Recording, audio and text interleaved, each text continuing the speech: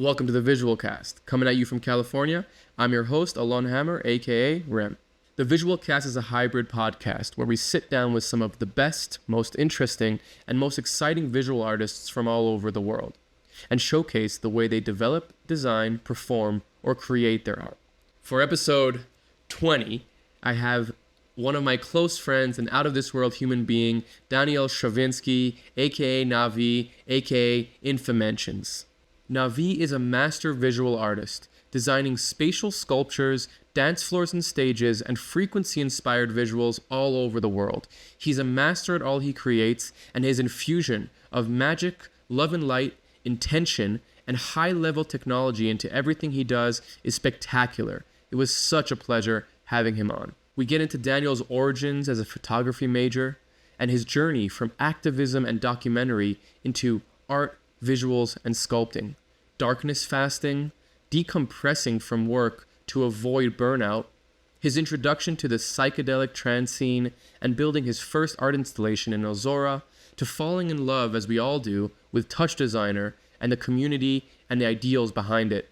From downloading ideas and concepts to fabricating them and executing them, taking a retrospective look at Daniel's absolutely amazing projects, the importance of light frequency and intention, how it feels to spend sometimes a year on a project to only experience or use it for a week at a festival, and the concept of building something big over time or utilizing many small things to build something really big.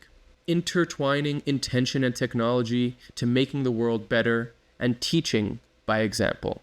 For Naavis SET, we go deep into Rhino and the mechanicions and process of designing, fabricating, and building the Supernova stage at Space Safari, which I will have the honor of mapping and performing on this year. We then take a behind-the-scenes look at Daniel's stunning and powerful Hyperflake project. Please don't forget to like and subscribe, and share with anybody you think will enjoy this conversation and showcase. And without any further ado, here's the Visual Cast. The world is like a ride at an amusement park, and it's fun for a while. Some people have been on the ride for a long time, and they begin to question, is this real, or is this just a ride? And other people have remembered, and they come back to us and they say, hey, don't worry, don't be afraid, ever, because this is just a ride.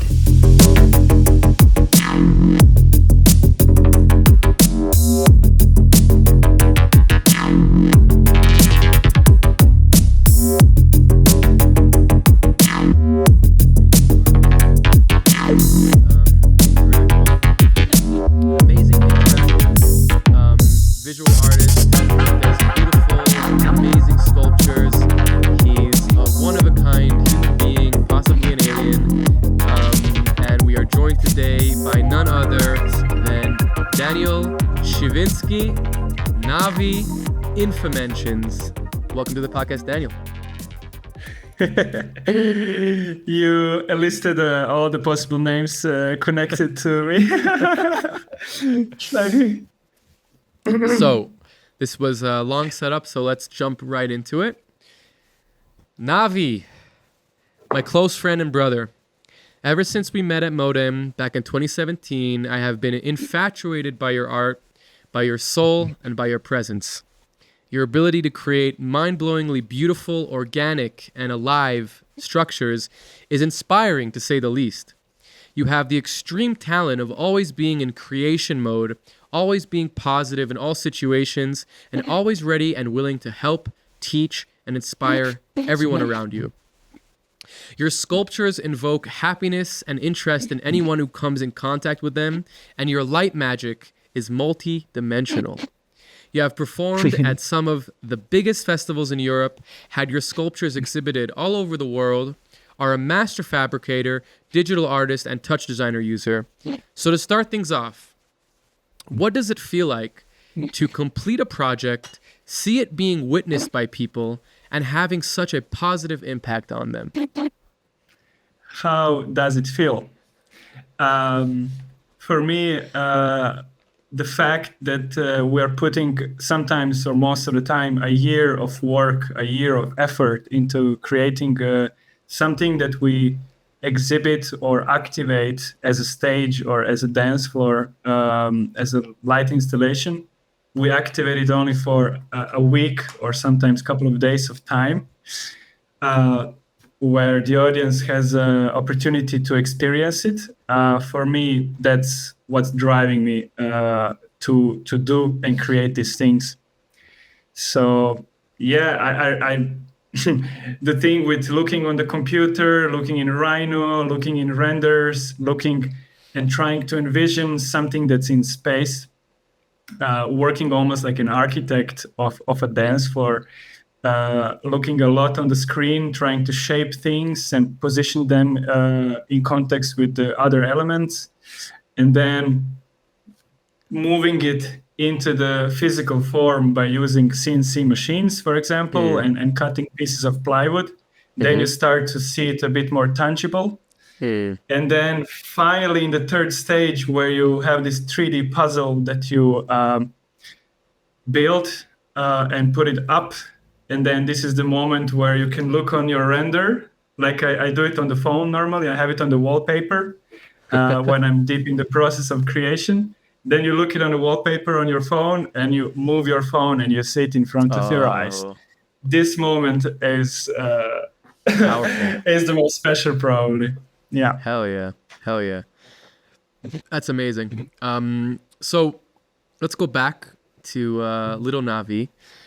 Growing up in Croatia, your father is a builder, right? Is a like a designer, like architect of something like this? He not really. He used to have a construction company. That's where I got to connect to constructing things and seeing how things are built.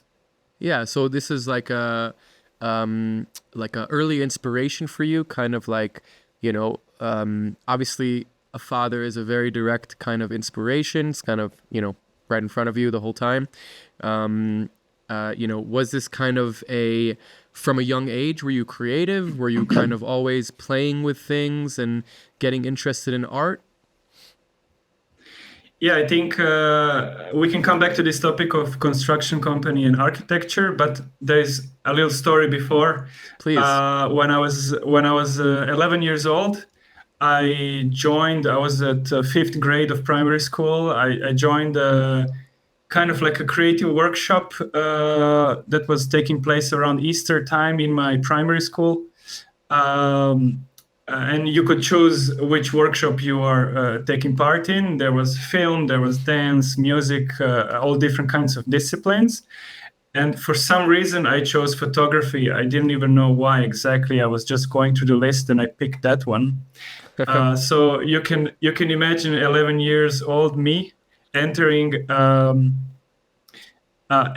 dark room where we were developing a photograph we took from camera obscura that we made out of cardboard. Oh, cool. So it was straight to the core of photography. We built our own camera from cardboard.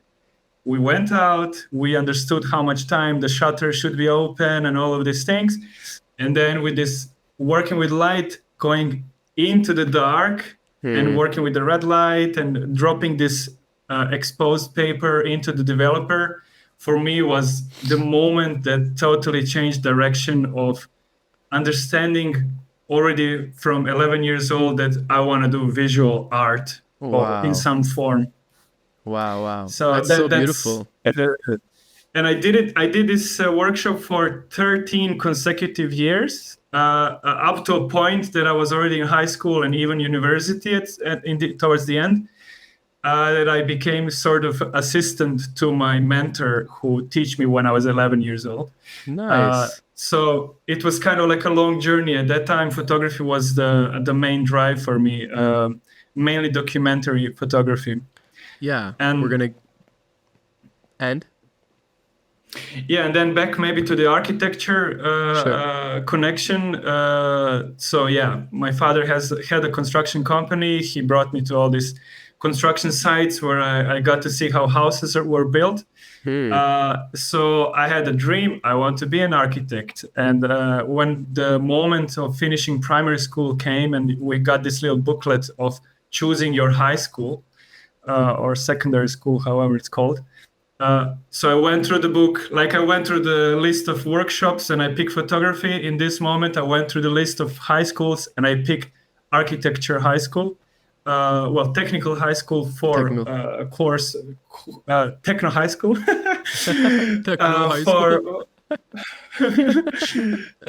And somehow I had an image. I will be an architect, or I want to be an architect. I want to learn all these things, how to build things, how to make constructions, and how to make things look nice and also stand safe for people to experience. Right, like functional And aesthetical. And so I went through 4 years of learning this. In high school? And then I changed in high school, yeah. So cool. Man, Croatia has a great, such a cool educational system, huh? Like you can learn these things in high school. That's freaking awesome. I'm a... Oops, sorry. Oh, wow, that was some special effects. sorry. Can you do it again? What was that? I'm a... All right. So that's I really wouldn't cool. say I wouldn't say Croatian education system is so good. Well, I mean, if you're learning architecture in high school and you have the choice between architecture and photography, I mean that's high level. I did not have anything like that in my high school. I had like Bible study and go fuck yourself. That was kind of what I had. And go to military. Yeah. And go to military, yeah, exactly. But it's super cool, Danny, that you had this kind of like notion from such a young age that, you know, first of all, you want to be a visual artist, and then kind of like, oh, okay, photography, oh, architecture, like your young self was open enough to just kind of like pulling in the things that made you feel good at the moment. And that's kind of like, you know, really how I see you as this very positive kind of like free-flowing person. And to tie it all together, like, you know, your dream of becoming an architect is really, I mean, I'm sure you noticed this, but you've basically fulfilled it. I mean, your structures, your sculptures, the things that you make are architecture, you know, maybe not a building and a house, but they're functional, they're beautiful, you know, they invoke this idea of like, substance and style. Like it's very powerful, you know? So I think that's really, interesting that from such a young age, you already knew that you wanted to do this. And like the exact moment, the catalyst that you had is very beautiful. So it's really cool. And, talking about photography, you did go to university for photography, right? I tried. You tried. I tried to enroll art academy for photography specifically, but I failed. Mainly, I think. What was it? You failed to get in, or you just didn't finish the school? Yeah. No, I failed to get in, and then I thought. I said, okay, I'm gonna have a gap year. I don't care. I can do, because at that time I was already starting with exhibiting and doing projects. So for me, gap year wouldn't mean doing nothing. So I thought, okay, if I make a gap year, I don't go to university, I will continue my projects. And in the end, I went to another university. I did media management. Media management? What is that? That's how the course was called, media management. Like a design and like motion graphics, things like this, or no? It was kind of preparing us to work in the context of either radio, TV, newspaper, or this kind communications, like media. Almost communications. Yeah. And for me, like I said, for me, the university was not the main focus. My projects that were happening on the side, I did a bunch of exhibitions at that time, and documentary projects and experimental projects, playing with blindfold or going into the biggest coal mine in Europe and documenting how they are killing the climate. Yes, and, I want to ask you about that for sure. I want to ask you about that. First, I want to ask you about the coal mines. I remember there was another one that you did, right? That was in a forest or something like this with activists. That's the one, yeah. That's the one? Is the coal mine? Okay. Yeah, please tell us about that, Yeah, because that's like such a cool... I remember when you told me that story, I was like super impressed. Like, tell me a little bit about like kind of how you found it and what was your role in the activism. Yeah, I think I found out about this story somehow through a lecture back in Novi Sad where I studied, and when I heard it, I felt this spark that like nothing else is more important. I have to go straight there. So my university, I think it was second year or something, started. It was kind of October or late September. So all my colleagues went to university, and I just went to my professors and I told them, hey guys, I need to go for a week to Germany. There's this biggest coal mine next to Cologne. I need to see it, I need to document, and I will be back in 1 week. So I went there. There was kind of like a workshop that I applied for. They paid traveling costs and so on. So I went there, and I completely skipped the workshop. I didn't even go to the workshop. I said, guys, for me, my mission here is to go to this forest, to the activist camp, and see what's going on. I brought my camera, and I wanted to document. I wanted to contribute somehow to this activist effort to stop the climate destruction and all that was happening there. So week after week, so basically first week ended, and I just messaged my parents and messaged my university people, hey, I need to stay for another week. So I went for another week, and then another week, and another week, and another week. I stayed there for more than 40 days. I built, I slept in a platform house, in a tree house. They teach me how to climb with a harness and everything.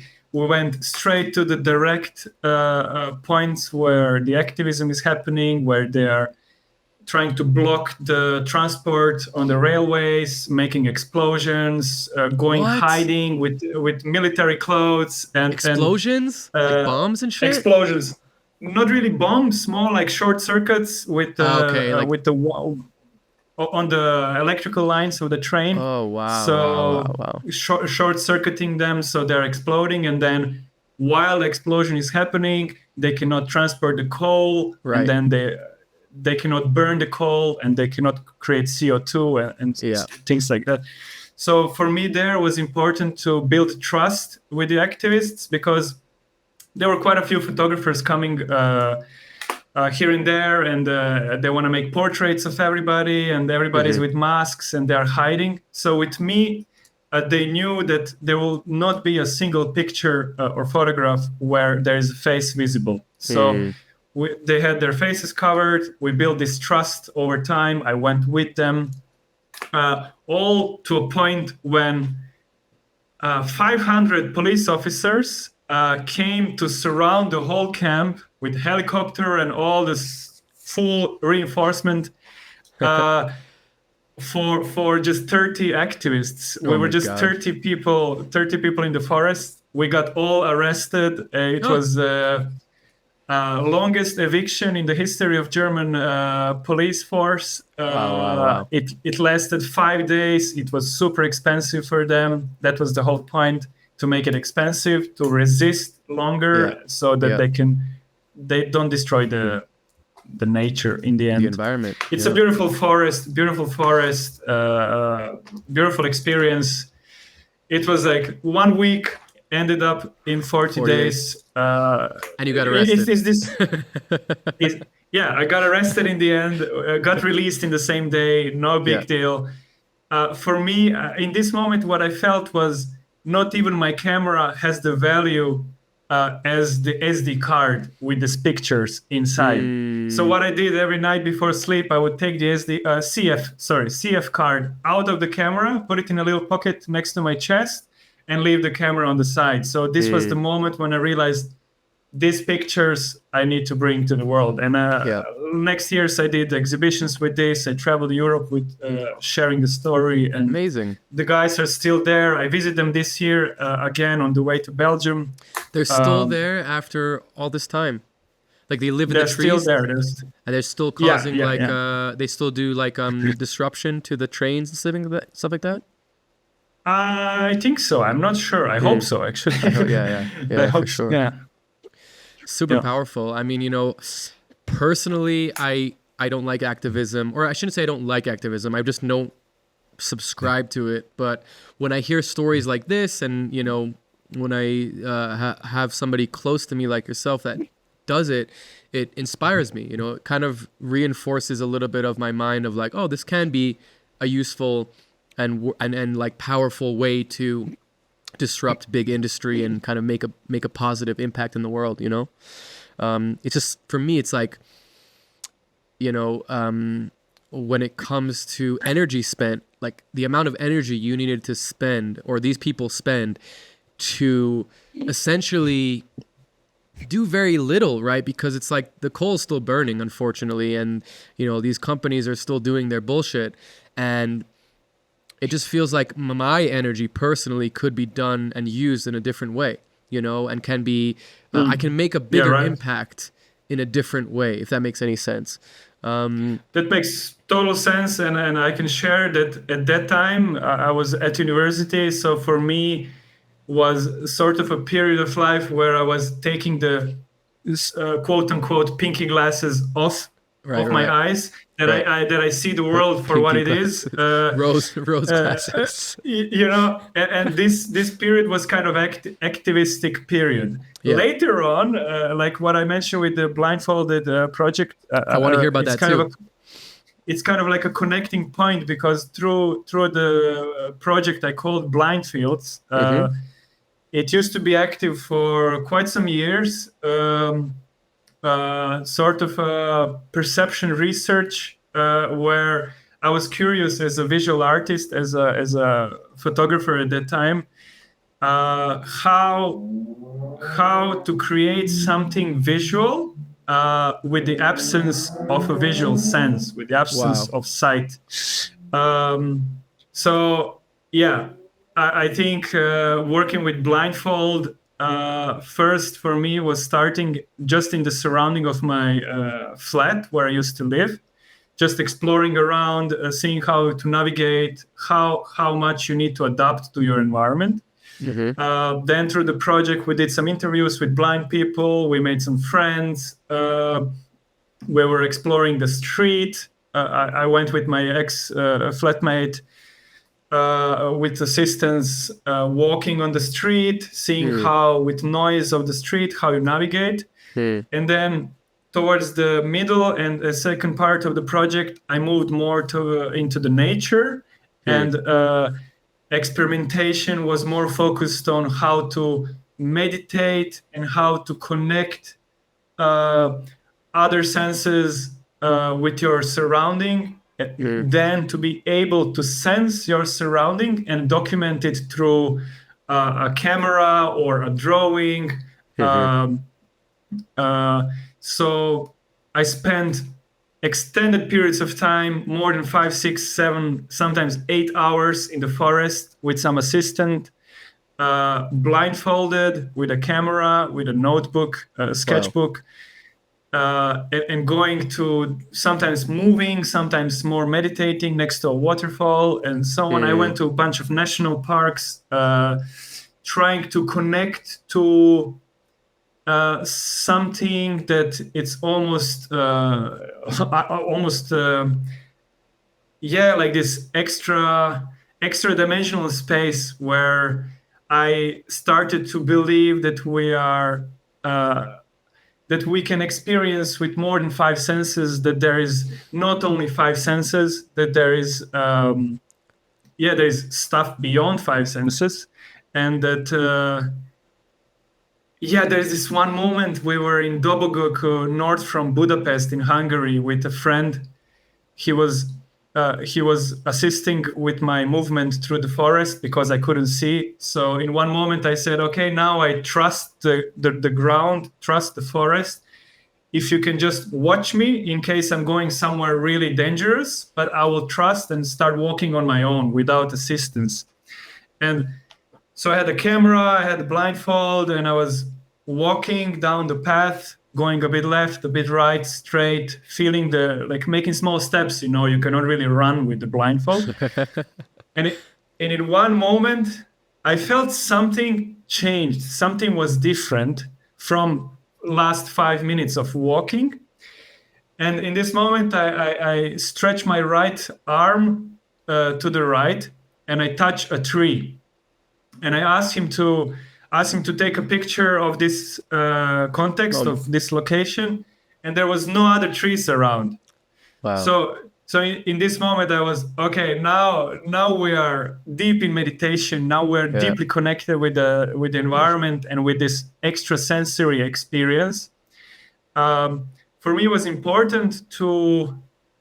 This was a shift, like we mentioned, activism. This project in the beginning was a lot about activism, about pointing out to all these problems that blind people experience in their everyday life when they walk on the street.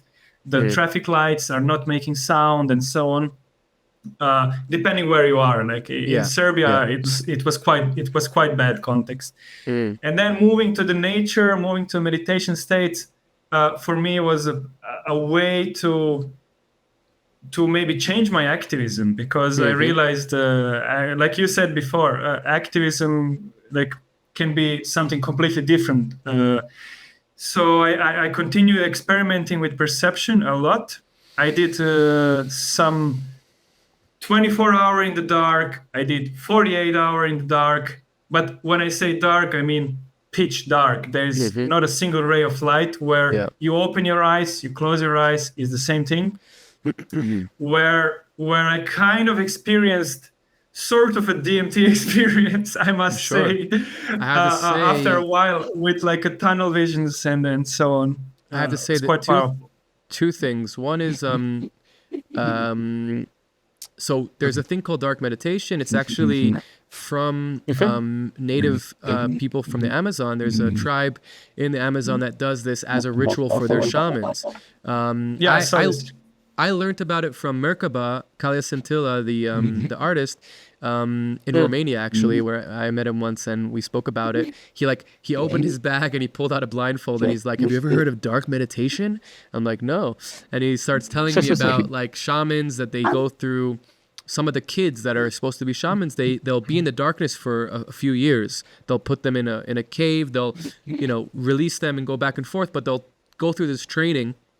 And I think the idea behind it is kind of like that, like you said, we're in a very 3D world, but there's many, many other dimensions around us, inside of us, in the sky, everywhere. There's other dimensions happening simultaneously outside of time.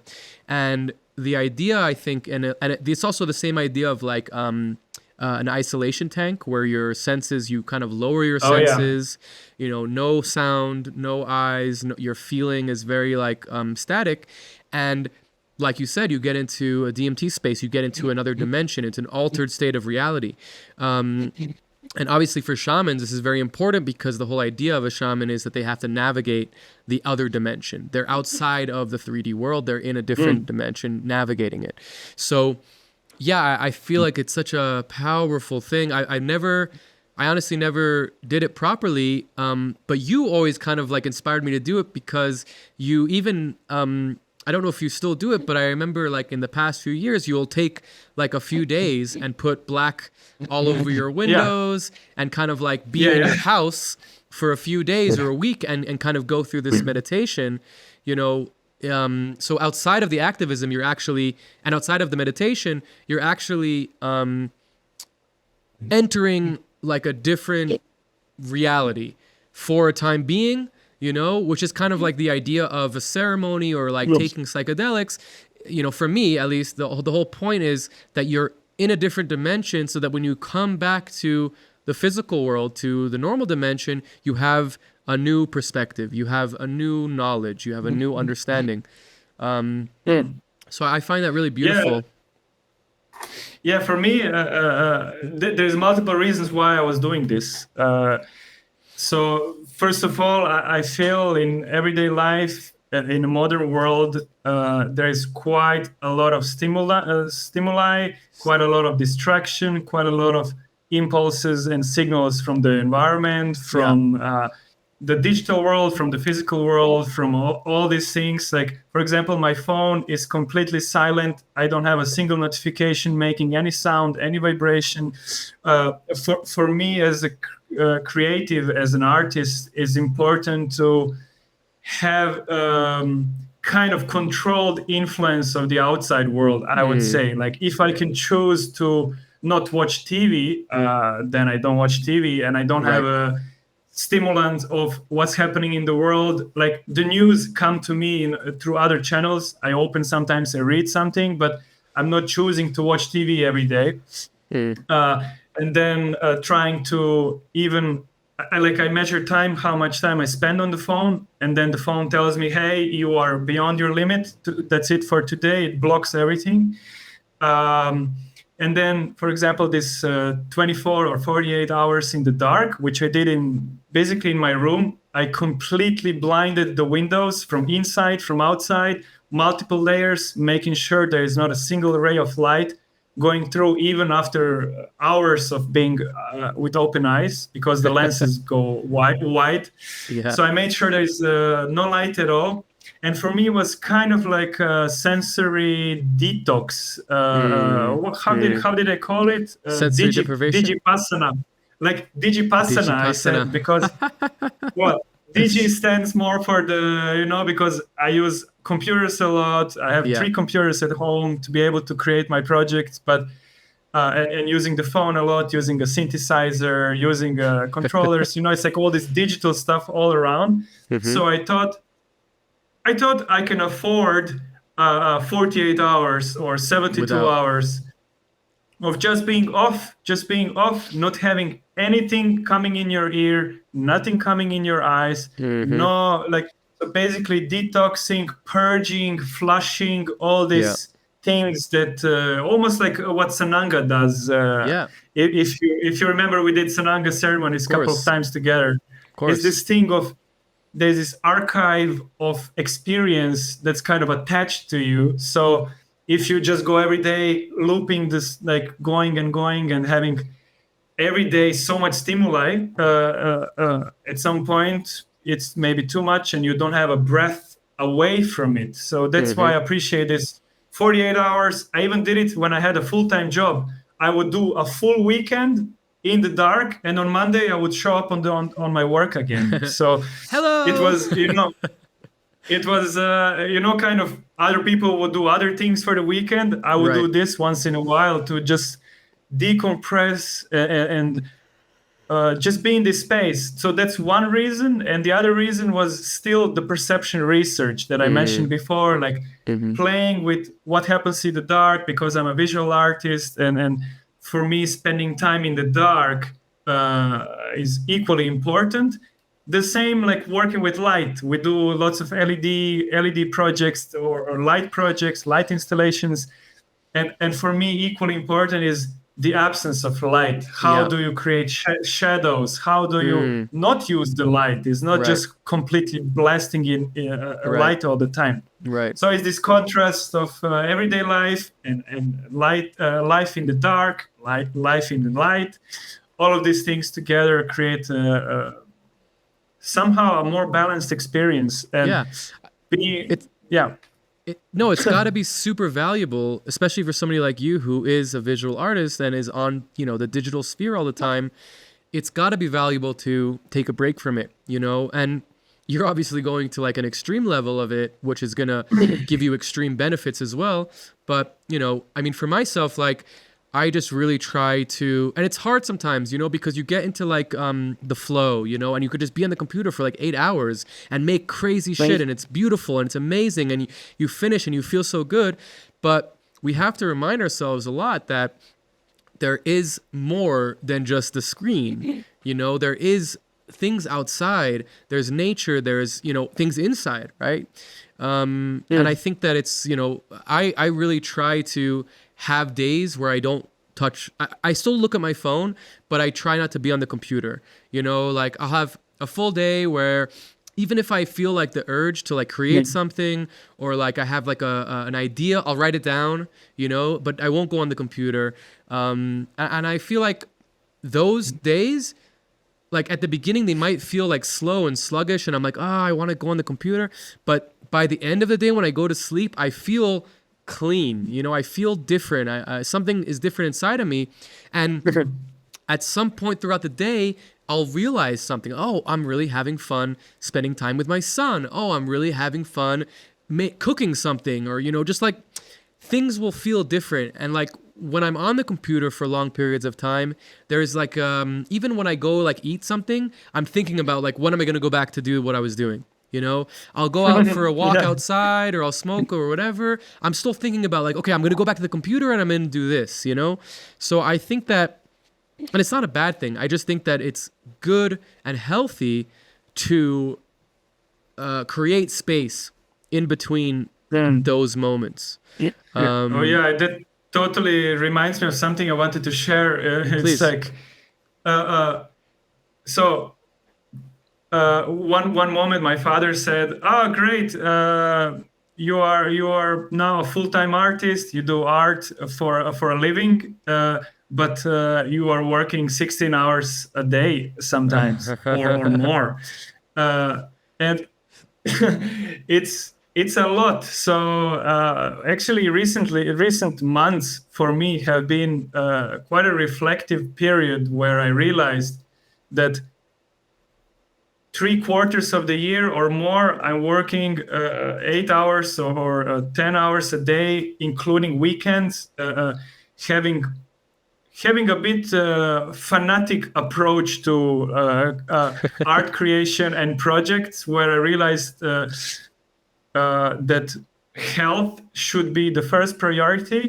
Then, like you said, creating this space where you are decompressing and grounding and having a space where then the next day, when you are more empty of these everyday things, of the intensities, you can have space in your heart, in your mind, that the visions can download.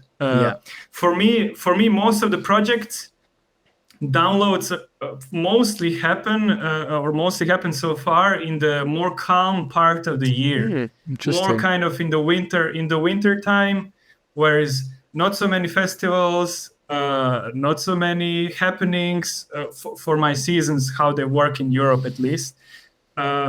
So it's basically downloading things from dreams when you have a clear space and clear it's just this reflection on health I wanted to point out. I see friends who are on the similar intensity like we do.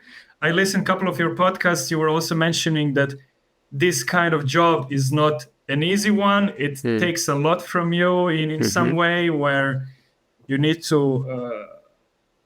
there's no work hours in some way. It's just you're working, you're creating, you have this target, you need to deliver an artwork, a stage, a dance floor, visuals, anything that you work on. And for me, what's important is daily practice of doing a body exercise, doing some mind exercise, going for a swim, going for a walk, daily connection with nature. All these things I kind of prioritize more and more. It used to be priority, but then there was a period where career takes you into just intensity. So nature is the place to visit every single day. 100%. That's why that's why I strive to live in the nature as much as possible, because of that exact reason. Like, I don't have anything against the city. I like the city, but I want to be able to go to the city when I want. And I want my home, my baseline, to be the nature, so that, like you said, like if I take a break from doing something, I go outside and I'm met with trees and birds and, you know, it's not even about necessarily like being away from people. It's just more about being surrounded by nature.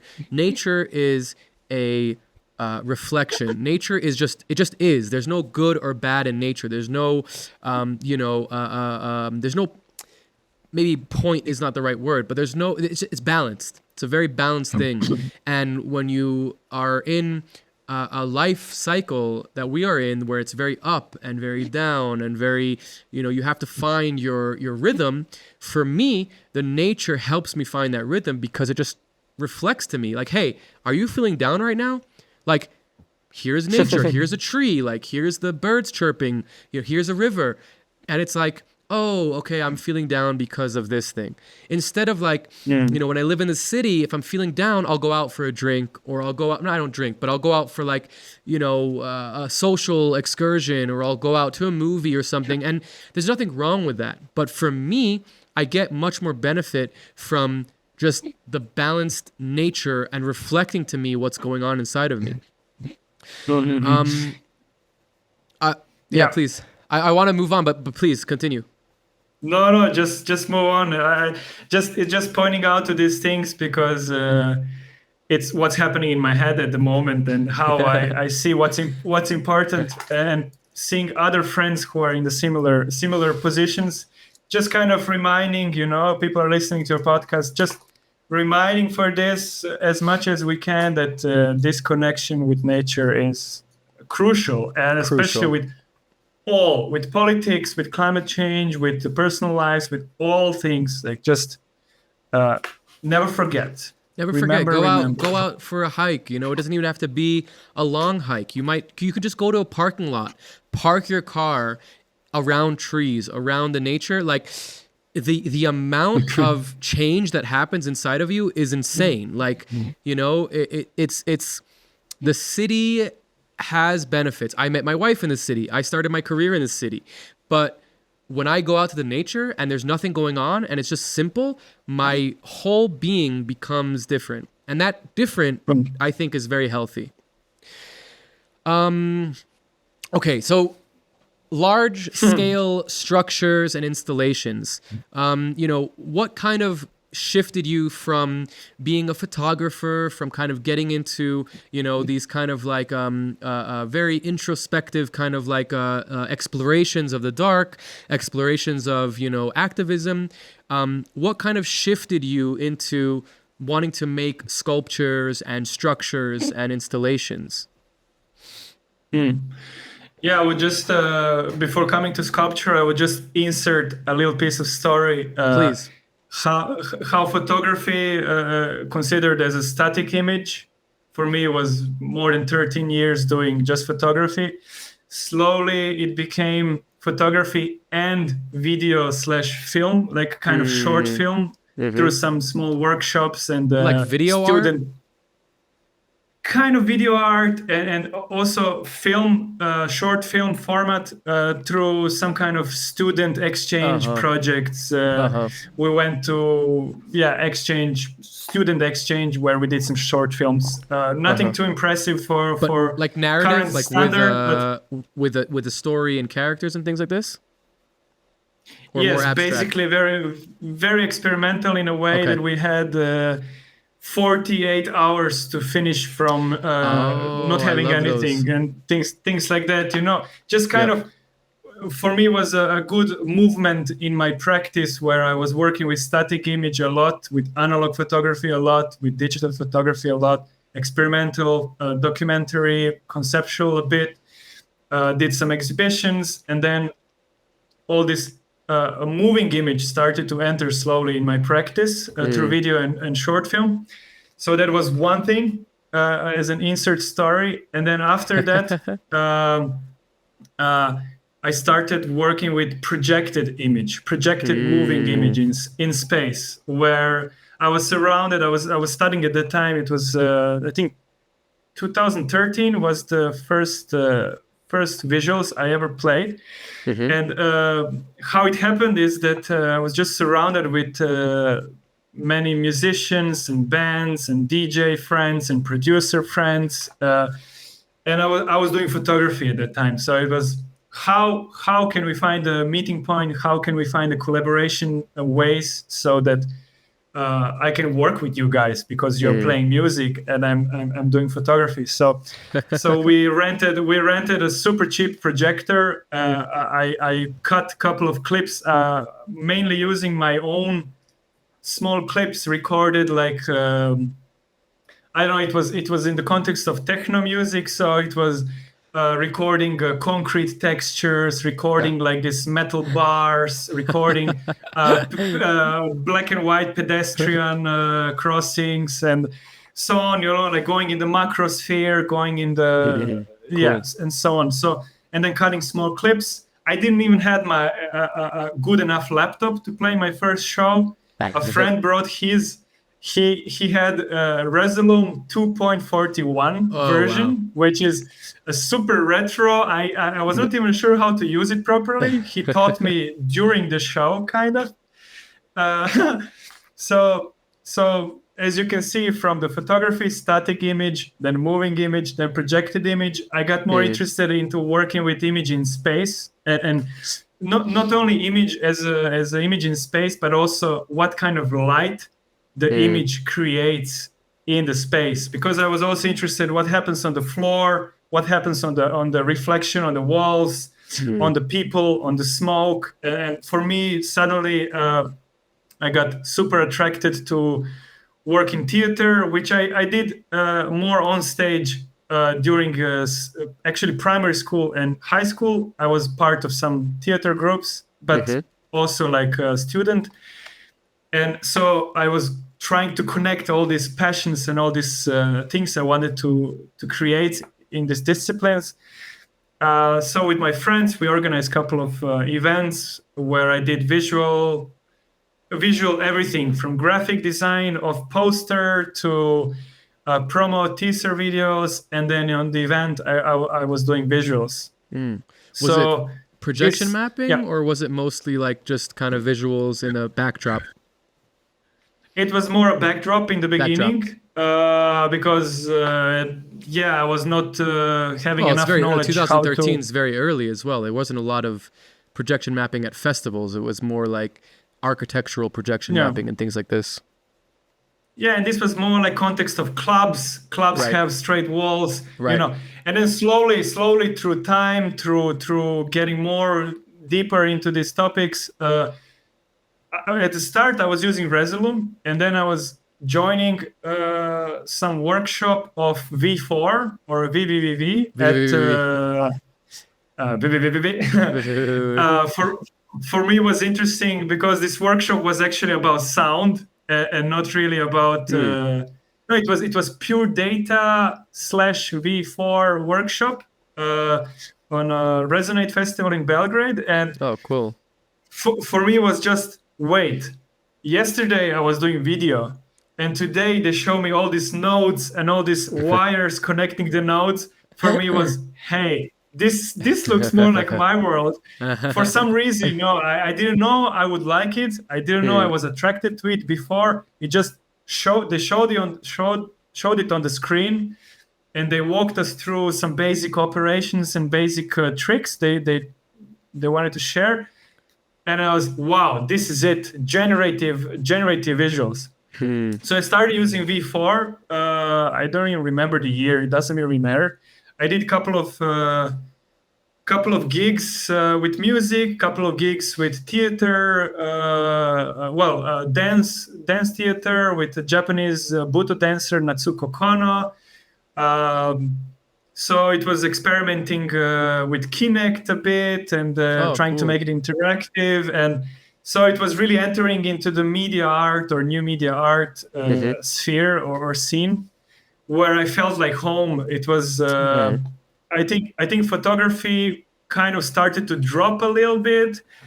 Video was still going, but I felt more that my expression and my practice is going towards generative because what I felt with generative is that it's something that's constantly alive, constantly morphing. You're giving it these parameters, you're giving it some kind of frame, but it's kind of going beyond, it's kind of moving in a random way, in a more morphing way, in a more generative way, which for me was exactly what I wanted to be doing as an artist at that time.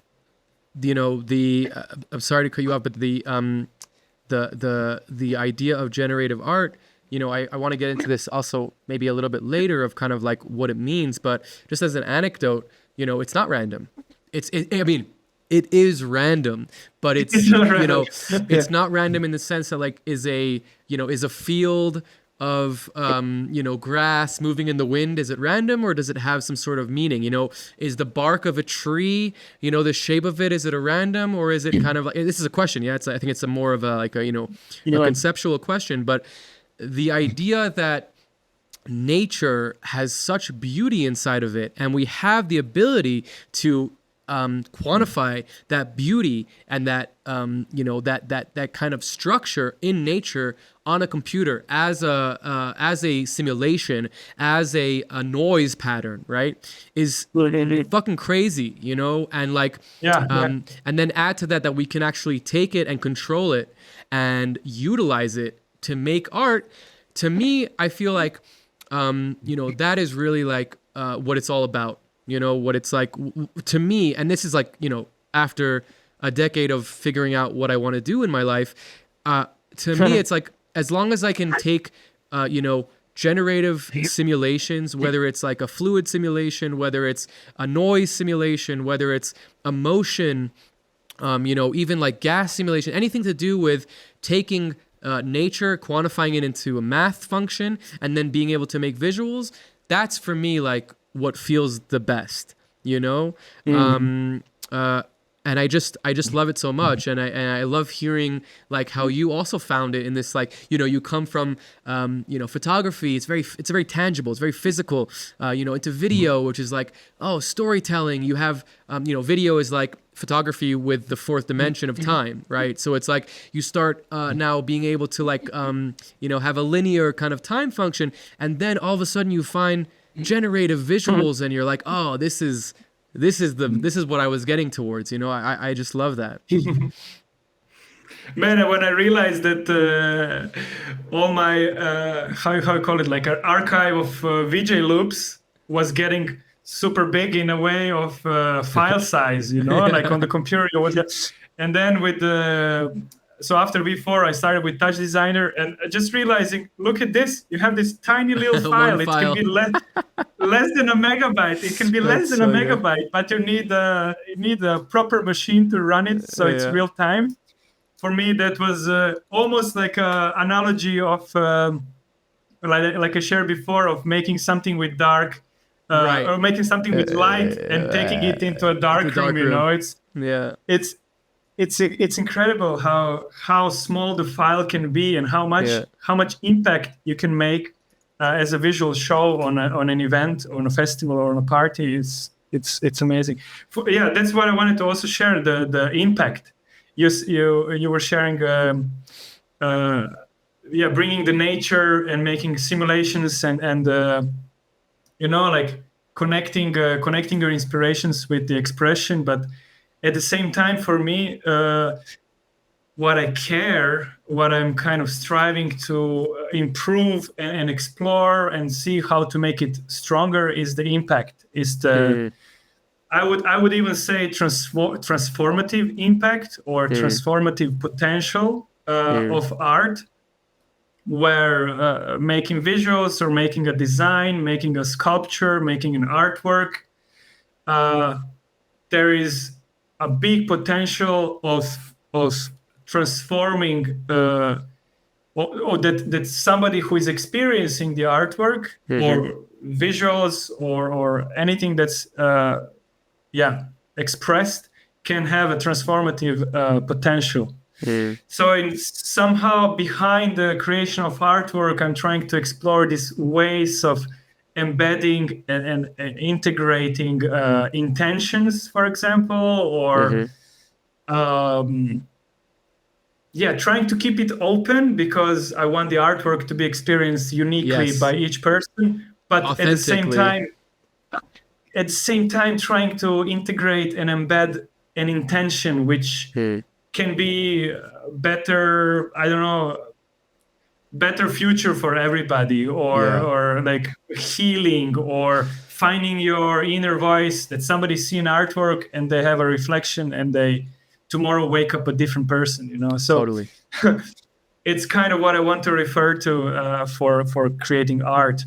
It's kind of like what we were talking about before, where, nature is this beautiful, balanced, reflective healer. It's like, if you can harness that energy in some way, especially in today's digital world, then you're essentially utilizing the majestic beauty of nature, which is the thing that heals you, right? In a way, in a computer, and then essentially like your intention, like obviously when you add the intention, it makes it stronger, but even without an intention, if you're using a noise pattern, right?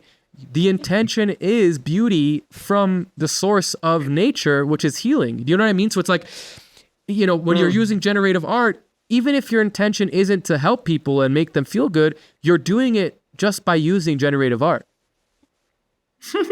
Amazing. Yeah. Yeah. It's all vibration. It's all vibration, and it's frequency, and it's the best shit. But let's go back to, because we jumped to TouchDesigner and VVV. That was an insert. That was an insert, and now we come to sculpture.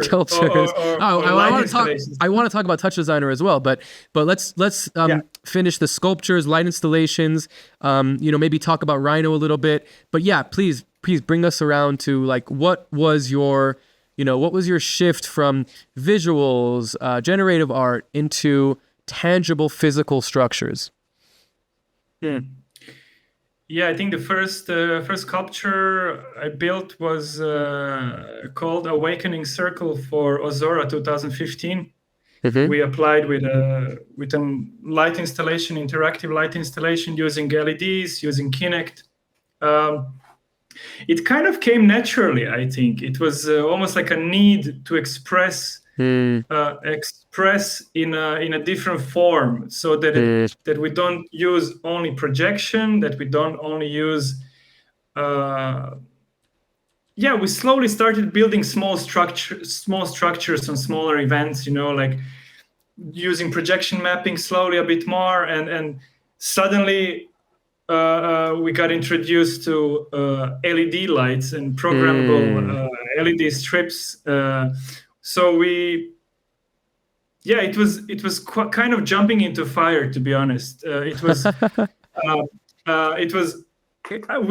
at that time didn't have much knowledge about LEDs or much knowledge about how to program them or anything like that. We just had a vision, and we knew who could help us achieve it in a way. We had a friend who is more advanced, with more advanced knowledge about electricity, about LEDs, about programming in general. Is his expertise.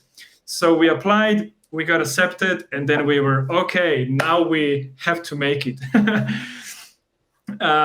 And it was quite a quick learning curve, quite a steep learning curve, or how you say? Yeah, learning curve. Yeah.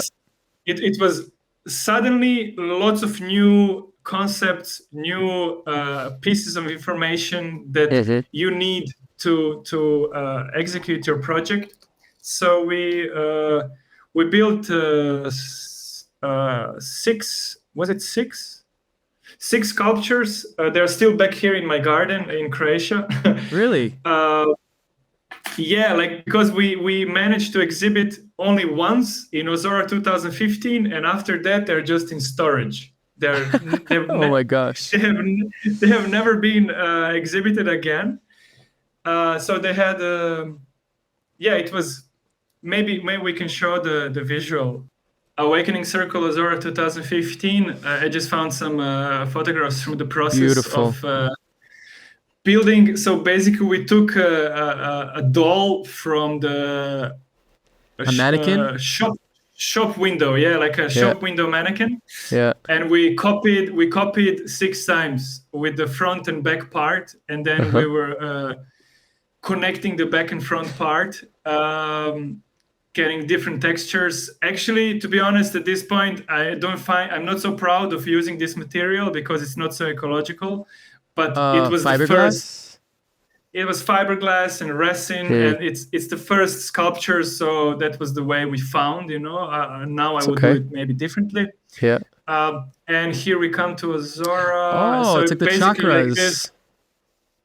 Yeah. So it's like these 6 figures, and then the 7th position is the interactive one where we have the Kinect waiting for people to close the circle. So basically, you close the circle, it triggers a light animation, and before you arrive, it's more kind of flowing animation, and then you arrive, it triggers another one, and then when you open your hands, it triggers the awakening animation. Wow. It was visible like this from the main stage, from down. Nice. So cool. Yeah, so what is for me the biggest value of this project is that this project happened in a kind of a sweet spot moment and time, like a time and space basically, that opened the door and opened the network and connections we made for all the following years. All the following years were happening pretty fast. I actually have it's this kind of retrospect timeline of how things happened. Cool.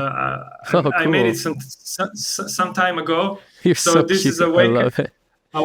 Awakening Circle. Awakening Circle 2015, and then Ozora Main Stage 2017. So like 2 years later. Working on the main stage for mapping the LEDs, the light ship working from the backstage, and then the year after again the main stage and the modem swamp stage and building another kinetic sculpture. So it was entering more into the space of sculpture and light and projection. Combining all of these. Here's the one we worked together, if you remember this one. Of course I remember.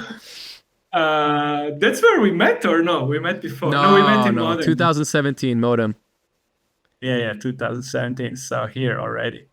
Yeah. So yeah, it's just a little retrospect. Yeah, I don't know what exactly I wanted to share here, but there's yeah. It's it was a way of working with space, wanting to be an architect, and then working with light, connecting with photography, and then light working, I would say, and then all merging into one form, which was light installations.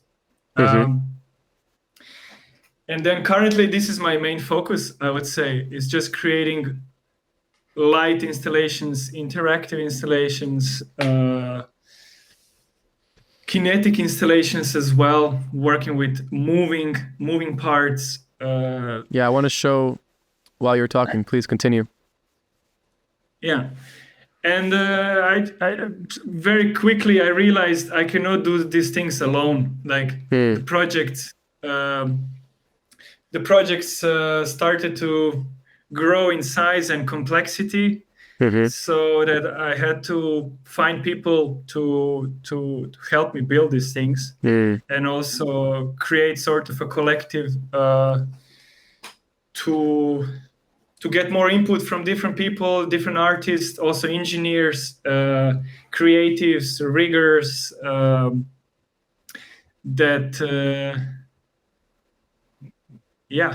that's where we are now. Amazing.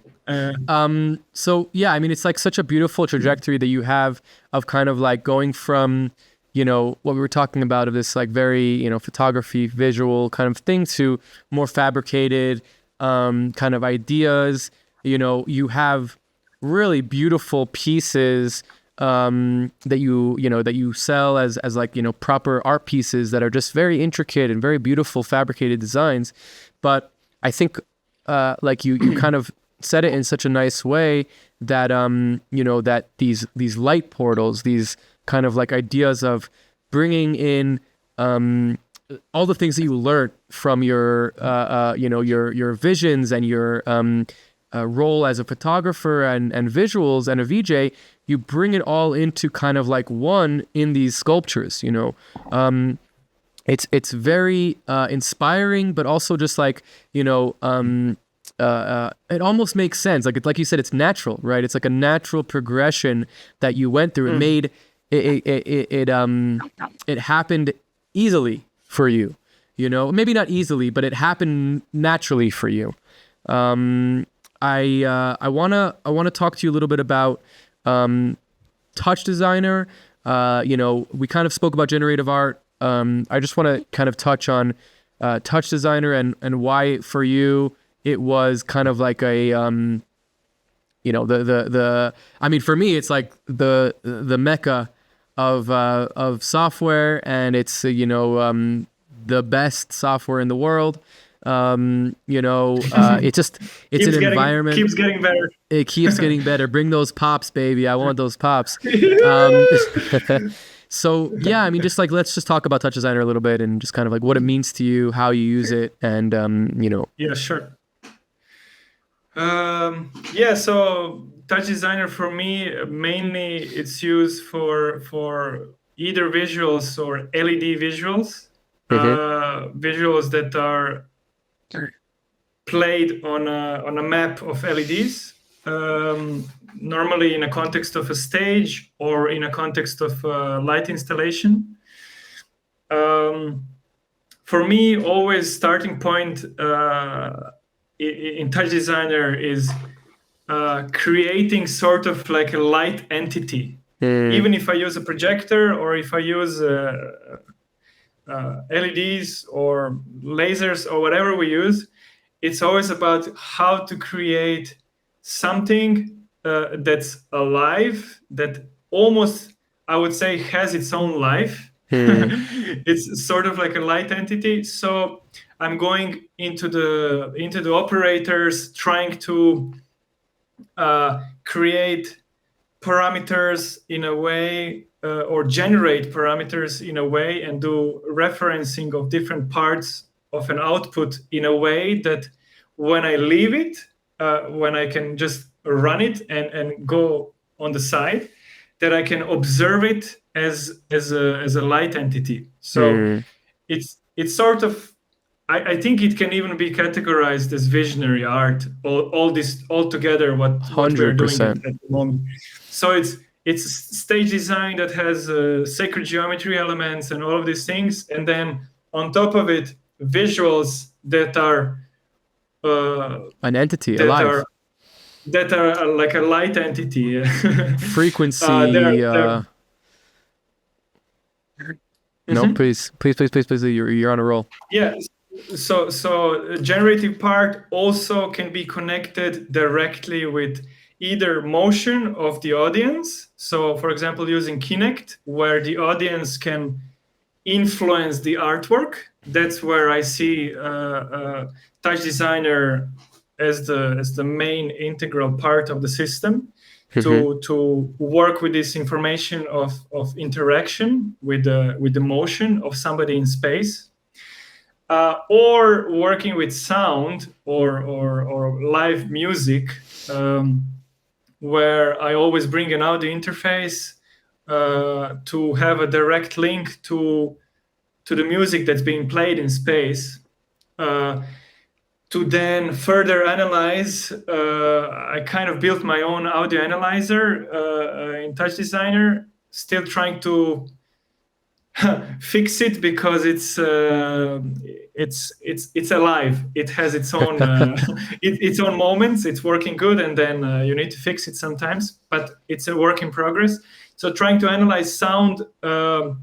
It in more than 3 ways. Normally, analyzers are focused on low, mid, and highs. And what I'm trying to do is also going a bit into the spectrum of sound and frequencies of sound, like you mentioned some seconds ago, frequency, trying to trying to find the ways of visualizing visualizing and making a direct impact or direct connection so that people who are experiencing music at the same time can experience visuals in a fully connected way, with maybe micro latency because of the systems and software and hardware, but a normal person in the audience don't always notice these things. It's only probably just us from our perspectives. But I find TouchDesigner, when I build a project in TouchDesigner, I feel almost like we have an extra team member. Like TouchDesigner is like an extra team member where we can give some guidance and some ways of working inside a frame or parameters, and then let it do its thing. So sometimes, especially when you do an all-night show, which I don't do anymore, I think. I prefer more focused shows for more couple of hours show than a full night show. But when you do a full night show, having TouchDesigner as your team member is quite, I don't know what word to use, but it's useful, it's creative. You can just let it run for some time on its own, and it's gonna look like somebody is doing something on a controller, because there's audio analyzer, there's these things that you build. So I've been also teaching some TouchDesigner workshops, sometimes solo, sometimes with a partner. I had two partners, one in Croatia, one in Budapest, where I used to live. So it's also trying to pass the knowledge of TouchDesigner through workshops to some other interested people. And the reflection we mostly get, because we do beginner workshops for now, it seems like it's people get scared in some way. Like you need to find a way to show them simple concepts and explain complex topics in a simple language, and show them slowly so that they pick up. But it's great to see all the nodes and everything. You know, it's like, especially if you come from like any other background. If you're not coming from like a coding background, then you're like, what are all these nodes? Like, why? You know? Yeah. But I think what for me, I remember making my first patch and playing a first show, running everything works normal. I went for a walk to the bathroom. I'm coming back. Organizer is asking me, "Hey, did you notice there is blue screen on the projector?" So I realized later that I did everything completely wrong for a TouchDesigner, for a more optimized TouchDesigner workflow. I used a bunch of SOPs, surface operators, which were very heavy for the CPU. Very heavy for the CPU, and I didn't do enough renders to separate on the GPU and all of these technical things. I didn't know. It looked good on my computer. I thought it's gonna run for many hours, but it was probably gonna run for 1 hour and then break. So I learned by making mistakes. I think TouchDesigner for me was always, I see something, how it could look, how I want it to look or behave as a visual, as a generative visual or audio reactive visual. But to get there, you need to kind of go through a bit heavy terrain sometimes, especially in the beginning, in the early days, where you just open it and you're like, oh, I need 10 tutorials to even start. Yeah. Or like you try to, it has such funny names for things that, like, if you're working in a different software and you're like, oh, how do I blend these things? And you're like, oh yeah, cross blend or, subtract. And it's like, does the complete opposite of what like it does in Photoshop or whatever, It's so funny. Or like there's what is that? There's that one chop not lag, because lag I already got, but there's another chop that's like that does something so simple, and I never remember the fucking name for it. And it's like I'll look for, I'll go through the whole list, to find the thing. I can't remember which one it is. I think it's the scale, or one of the chops that are like that helps you condense a big sample. What is it? I think it's the scale chop, but it does like the opposite of what you would. Maybe trim. See, I can't even remember what it is. Trim or math, even I don't know. Yeah. Anyway. So yeah, it's like a long journey, kind of. It's been years to come to a point where, okay, now you have a vision and you can much quicker realize it, utilizing your hardware, like you're learning from, for example, from Paketa 12, who showed us how to use your GPU, right? How to use TOPS and images, calculate things and make a noise, and it's like incredible, blow my mind, because there's people who are highly technical, who understand these concepts and then introduce it to us, and we're like, wow, look at these tools, we can do so much with this. The community is so powerful. I really find like community. Compared to most softwares, I feel like the community of TouchDesigner, it's consistent. From the beginning, it's been a very tight-knit community. And now that it's so much more bigger, it continues to be such a sharing community. Sometimes when communities grow, it's just natural. When communities grow, you start losing the essence of like what the community was about, But TouchDesigner always kept it. Like, if you notice, even the the people that are doing tutorials now, like, like Billiam, Electronaut, like so many other people, but the people that are doing the tutorials now, they still have the same ethos that like Paketa does, of like, here's a free talks, here's a free project, even if they have a Patreon, they're still like offering things and information at a high level for free, or for a very minimal cost. And I find that very beautiful. Community is everything. Community is... And the same for workshops. Like we said at the end of each workshop, we are available. You can always reach out to us if you're stuck, like don't feel lonely. We felt lonely in some moments, and we reach out on some forum or YouTube or whatever. We found the source, or we found a contact who can guide us. Yeah. And show us the way. Mutual guiding. Yeah. It's like the person that held your hand when you were in the blindfold in the forest. You need that person to help you. So sometimes still today. Yeah, we always need it. So okay, let's talk about we're gonna get into your set very soon. I'd love to talk about just a little bit about Psytrance, Space Safari, the Azura Lightship. I'll let you kind of like introduce it how you want, but I'm gonna play in the background some things while you're talking. So yeah, what was your first Psytrance party? What does a Psytrance party mean to you? And kind of like, how did you get to now where you're kind of like at the height and the peak of your stage career, where you're building a stage, where you're curating the visuals, you're curating the artists that are coming, and it's becoming bigger and bigger and better. Walk us through it. Yeah, the very first festival for me in a Psy context was Azura 2015, like I already said, with the Awakening Circle sculpture. Interesting. It's not so long time ago, actually.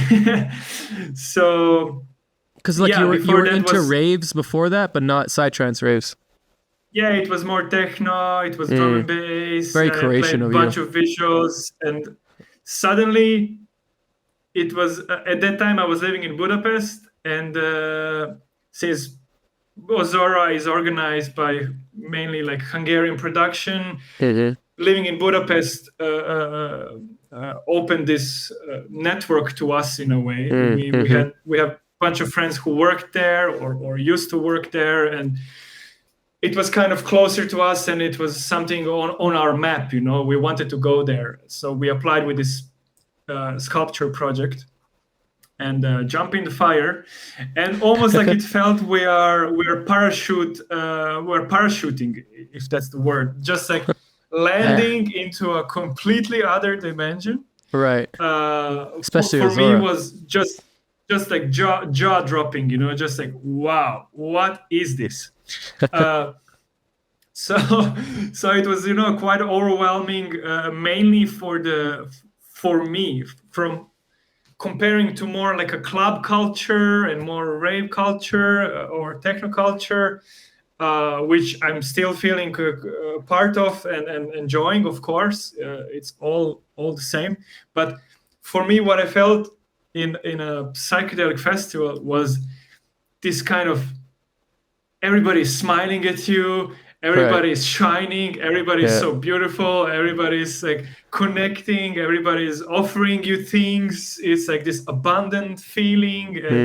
For me, it was something new, I must say. And it quickly got me. Like, it was, okay, 2015, every next month, every next year, find the parties until today was just mainly creating for this community or for this scene or this kind of events for me has become almost an everyday thing. It's not that I would listen to this kind of music every single day. I listen to diverse genres, of course, but when I'm in the creation mode, when I'm in I would say vision downloading mode, I'm entering into this flow state through psychedelic music. It can be psychedelic rock or psychedelic trance music. For example, in Azora, for me, was not only the main stage or the chill stage, it was also the Dragon Nest, or like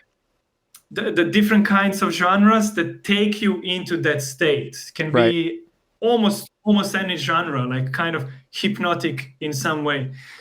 So just planting a seed in form of a light installation, and then entering all in from every following year almost. Suddenly working on the main stage of Azora, of Shankra, of Modem, of Space Safari. Since last year, we do a project in Monegros.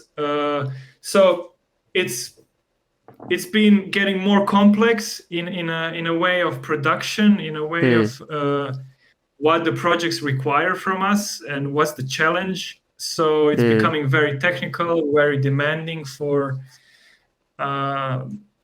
bringing big scale projects. For example, this on the video was Azora light ship. We were collaborating with Limelight from Budapest and Reed Textile. How many LEDs?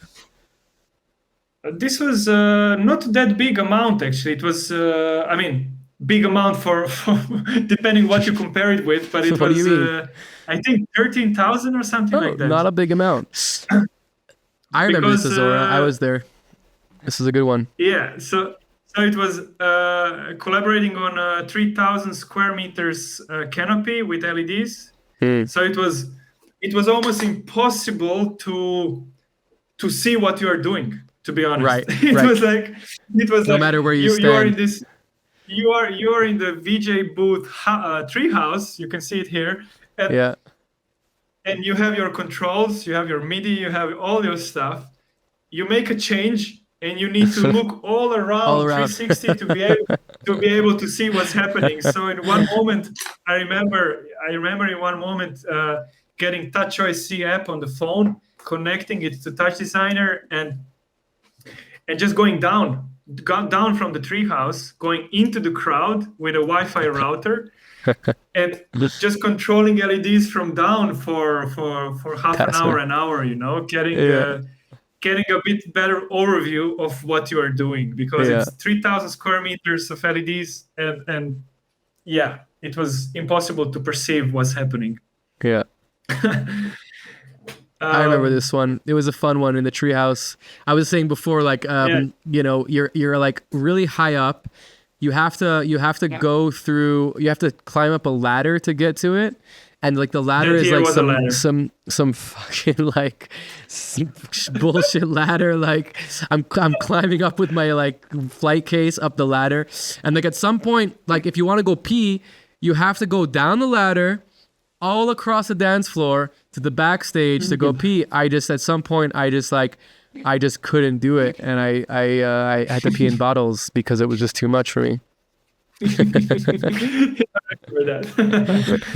it was a good one. For me, such a good Ozora one. is I don't work in Ozora since 2 years or 1.5 years because of more involvement in other projects. But for me, Ozora was always a great playground. It's always like this big dance floor, big light installation, great food, great collaboration, great food, great people that you work with. You know, always a big amount of VJs, a big amount of light technicians, all kind of working together. So I would call it a playground. You know, it's really a playground. So what was the progression from that to Space Safari to the Supernova stage? It went through Modem first. Okay. But yes, Space Safari, I was invited just before the pandemic to create a new stage for Supernova Dancefloor in Space Safari Festival in Belgium. I started sketching, I started envisioning, I started gathering the team because I realized it's way complex just to build it for one person, obviously. And yes, Supernova used to have somehow a similar outline of the stage before from a previous designer. So I wanted to kind of plant another seed, another Stargate, another portal, and then grow it from there. I wanted to, first of all, create something that's more three-dimensional, that it has a certain depth, which is a bit challenging for projection, but it works. You know, in sense of where do you focus? Do you focus on the front the center or the center? You know, because center goes a bit more backwards. And I can show actually on my screen here after the video. It's but you're getting into the set. No, we're not in the set yet, Daniel. Come on, we need to follow the rules. There's rules. How are we with time? I'm not following the time. I have a stopwatch. We're good. We're like we should get into the set. But yeah, I just want to you know, this is actually a good time to get into the set. This is a good time to get into the set. Now we could do the set. Okay, so now we can do the set. Now it's a good time. Oh man, cool. So yeah, like from years and years of spending time in TouchDesigner, to be honest, last couple of years I spent more time in Rhino and a bit less amount of time in TouchDesigner, which I'm Rhino balancing and out. Grasshopper, or just Rhino? Rhino and Grasshopper, but a bit less Grasshopper. It's a learning curve. I do it's very some difficult. things there. I built a little how you call it, like a little tool in Grasshopper. Patch? It's like a little patch, I can find it maybe on foot for Rhino to just show it on the screen shortly. Radial symmetry. I realized that like I'm trying to optimize my workflow in a way that there is high efficiency of the output. So I realized making these mandala shapes, what you see on the front here, for example, from front view, it's kind of a radial. It's a radial design. It follows the center point, and then it's doing this thing around the center point. So I realized that I can do it much quicker than just typing a command array. What was it? Array array polar command, Mm-hmm. which copies the thing around the center, the shapes around the center. So I decided I'm gonna optimize it a bit and build a little patch, which is currently on foot for Rhino, like free download. Oh, cool. Which helps you create designs like this. For example, you work on one axis and you tell the script to multiply it, for example, 6 times around a certain point. Mm-hmm. And then as soon as you drop the curve, it immediately shows you all the other context, all the other replications of it, so you can see how the axes are relating to each other. So for me, you can do this manually in Rhino, obviously, using the array polar command and just multiply things around the center point. Right. But for me, it was kind of slow, and you would need an extra click, an extra command. Here, I made this little script. It's super cool. Free download. Nice. I didn't try it in Rhino 6, but it's kind of like this workflow where we're trying to also build tools that can be shared with other people. Yes. Because we find, sometimes you have a bottleneck of your process and you're like, okay, how can I make this more efficient and more fast? Yeah. I didn't prepare to show you the script, but here's a model of Supernova stage from Space Safari Festival from last year, because this year's way better. This year I can. I'm gonna be there. I'm gonna play there. This is the second version, because the first version was in 2022. This is the version from 2023. Let me see if a rendered view will show. So it kind of has this color palette, mainly painted it in bright color and some darker. Wanted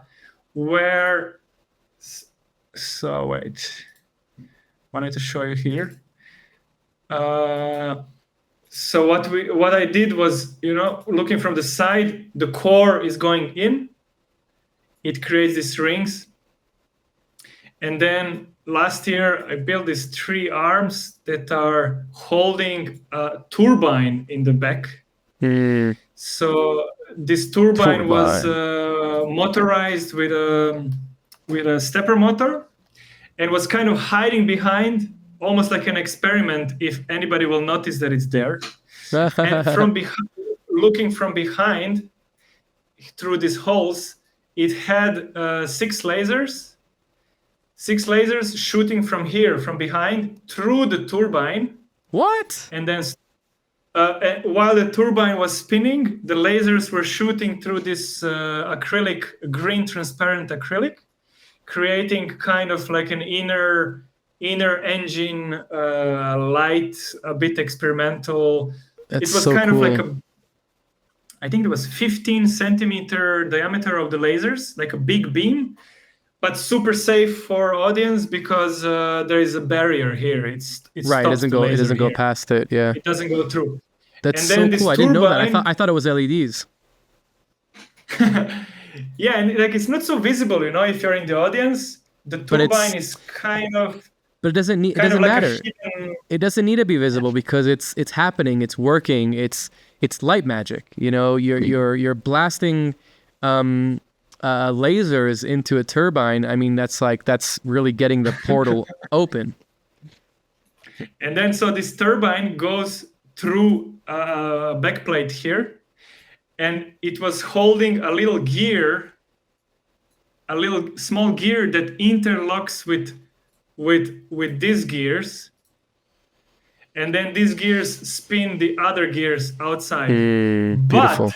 But there was a little trick with this gear. It was quite tight timeline of building this, because we had only 7 days or 6 days to build it, together with other Dancefloor elements.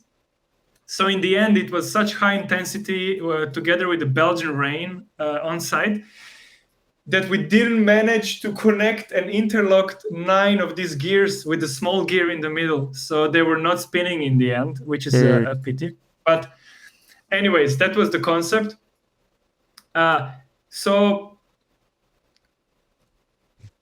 hiding behind all of these elements, behind every single plate here is LED strip coming down to this element. Just to select this whole group that I selected now has an LED which is mounted somewhere here on the small element, which is only 3 pixels. So we come from like long LED strips all the way down to 3 pixels. So looking from far, I was like checking, is it worth it to put a 3 pixel LED strip there or not? And then we decided to put. So it's kind of like a diverse and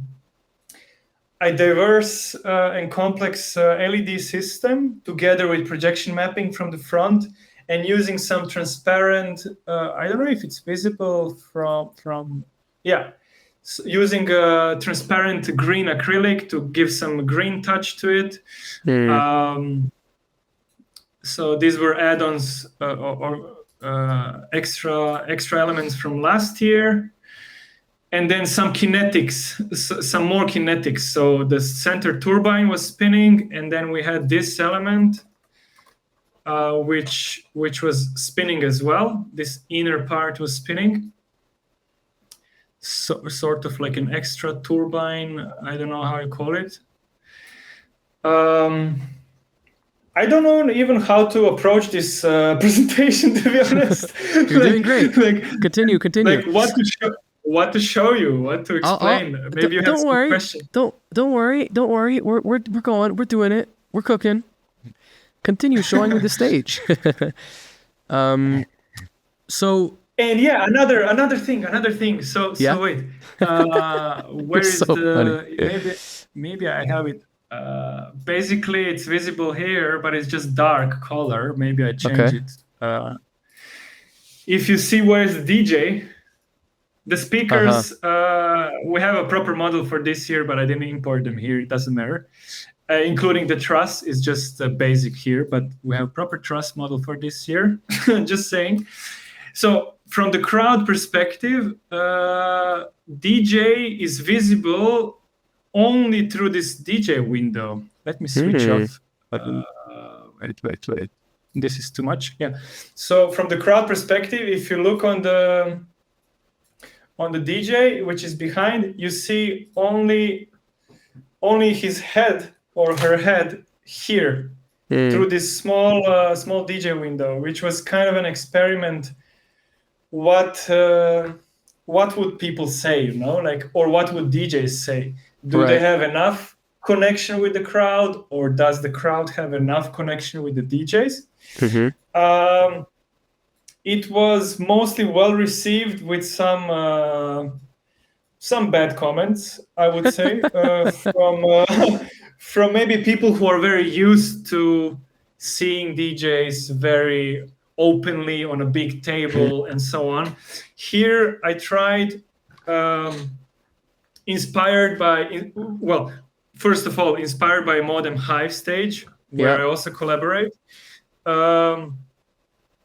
where DJ is also having a small window. Here is slightly smaller, so I went a little bit smaller, experimenting with this experience of the crowd and experience of the DJ. I thought that a sonic experience or a DJ set or a live set or a audio experience is experienced with your ears, so you can enjoy it even with your eyes closed. But then a visual experience should be the center, the focus of the visual experience should be the visual elements of the dance floor, where visually seeing a DJ, I would put almost as a secondary priority, where obviously it's important to have a visual contact, but not having a DJ in front of the stage, or like having a DJ fully visible. So I was kind of playing with this, inspired by Modem Hive stage, and then taking it into a direction of a bit smaller, where you see only only ahead of the DJ, where the height of the floor is very important to match the height of the DJs and all so that they these can things. see through. Yeah. Wow. So yeah, that needed to be in a sweet spot here. So two things. One is, I was talking to, and I had Bjorn on the podcast yesterday. We had a recording, and Bjorn is the Hive master, the portal master of Modem, and other places. But we were talking about kind of inspiration and the beauty of passing on knowledge to the next generation, and kind of like how it goes past. And I used you as an example of somebody who's so directly inspired by the work that he does, and the work that happens at Modem. And I'm now realizing that you actually are doubled, because all your kinetic pieces that are spinning and moving is actually a lot more akin to like Richard McKenzie, and like his kind of like kinetic kind of like pieces moving. And I just love the it's all in your design, it's all in your style, in your like way of doing it. But the way that you're the way that you're being inspired by different artists and emphasizing is really beautiful and very powerful. I really like that, and fusing those two kind of things is very nice, because they don't get fused very often. I think that I would love to see into kind of like the design process. So maybe like almost from sketches to to final design, maybe even like show us a little bit of how you take it from here into the CNC, how you kind of do that, and maybe talk a little bit about your LEDs, kind of like how you program them, or maybe not program them, but how you approach such an intricate stage. And feel free to take time to open projects. It's okay. We can cut around that. All right. Yeah, I would maybe just refer first to the starting point of the process, which is kind of like a mood board, like we started, we have here 2022, 23, 24. And this is also, even if I design the stage, I'm always getting input from the team. And we have another designer, Alucinori, Denia Mishkelin from Zagreb, who is part of our collective. She's designing the pillars, which I didn't even mention for this dance floor. So we are starting. This was a reference of the previous stage, for example, that was there. Who designed that one? This was Christopher, I think. Christopher Downing. It says here, Christopher Dowding, yes. Dowding. Okay. So we are, like going through references, because we didn't manage to visit the site during the process first year. We get as many pictures as we can. We try different things. We get approval, disapproval. We are like having references of other different stages, of other inspirations. Like spines. You're kind of making a mood board. This was for pillars, trying to gather the vision, gather inspirations, and then with this input, get lost in your own downloads, in your own sort of flow state of coming to shapes and coming to forms that you maybe never thought of, or you maybe never sketched. It's just kind of opening a blank paper. Sometimes it's using a sketchbook, sometimes it's using purely Rhino. Mostly it's a combination of these two, because sometimes for me, it's easier to sketch it by hand, but sometimes it's not. So I have both of digital and analog tools available, this was one of the first sketches So made. nice. I love the Like trying to- progression between the original and kind of like what it became. It's very cool. That's kind of reason why why I wanted to open Figma, because it shows this was putting 6 pillars in space and Yo, those people are going crazy over there, bro. yeah. Also, because working on a screen, like having a 16-inch screen and then a 32-inch screen in front, it's still sort of a limited box. It's sort of, opening a scale in Rhino and then having a human scale or human models in the dance floor around the stage, a DJ in the stage, having a reference point that you can Very important. that you can kind of have a proportion is your thing in group proportion with space. Right. In one moment, I remember taking a tape measure and, for example, like going in Rhino and measuring what's the. Oh, sorry, something is with my mouse. Wait. This. Going and taking a measurement of the stage. I don't even remember how much it was, and then taking the tape measure out of the house and putting it next to the house just to understand from which corner to which corner and how big is when you're standing like 5 to 6, 10 meters away from the house. And I realized in that moment that it's almost as high as the first floor of the house, and it was feeling quite big. So after weeks of spending in Rhino, first time by taking a tape measure, which is always on my table, having it right here, always trying to have a reference, with what the is real it? world. Sorry, show it again. I missed that one. What is it? It's a tape measure. Tape measure. Yeah, it's always on the table. It's because working digitally, it doesn't always translate. You cannot always visualize and imagine things. Even if you have everything in 3D, you need a tape measure. At least I need. So yeah, this was little Figma. Something is behaving weird, so we will just skip to Rhino, where in Rhino, obviously this is a 3D model, but to get to a 3D model, first of all, we need to go in 2D space. So I always have a 2D layer on the right side. Wow. And going in 2D space, because we're working with plywood,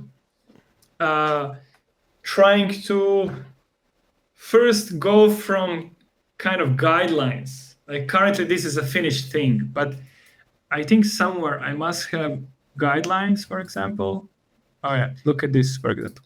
So this was the guidelines, for example. Starting, I took a tape measure, I went out of the house, I realized that from here to here is as big as the house, and I thought, okay, with the speakers that need to be on a certain distance between each other, I kind of reserve the space. I put guidelines, I put them in space to then work inside them.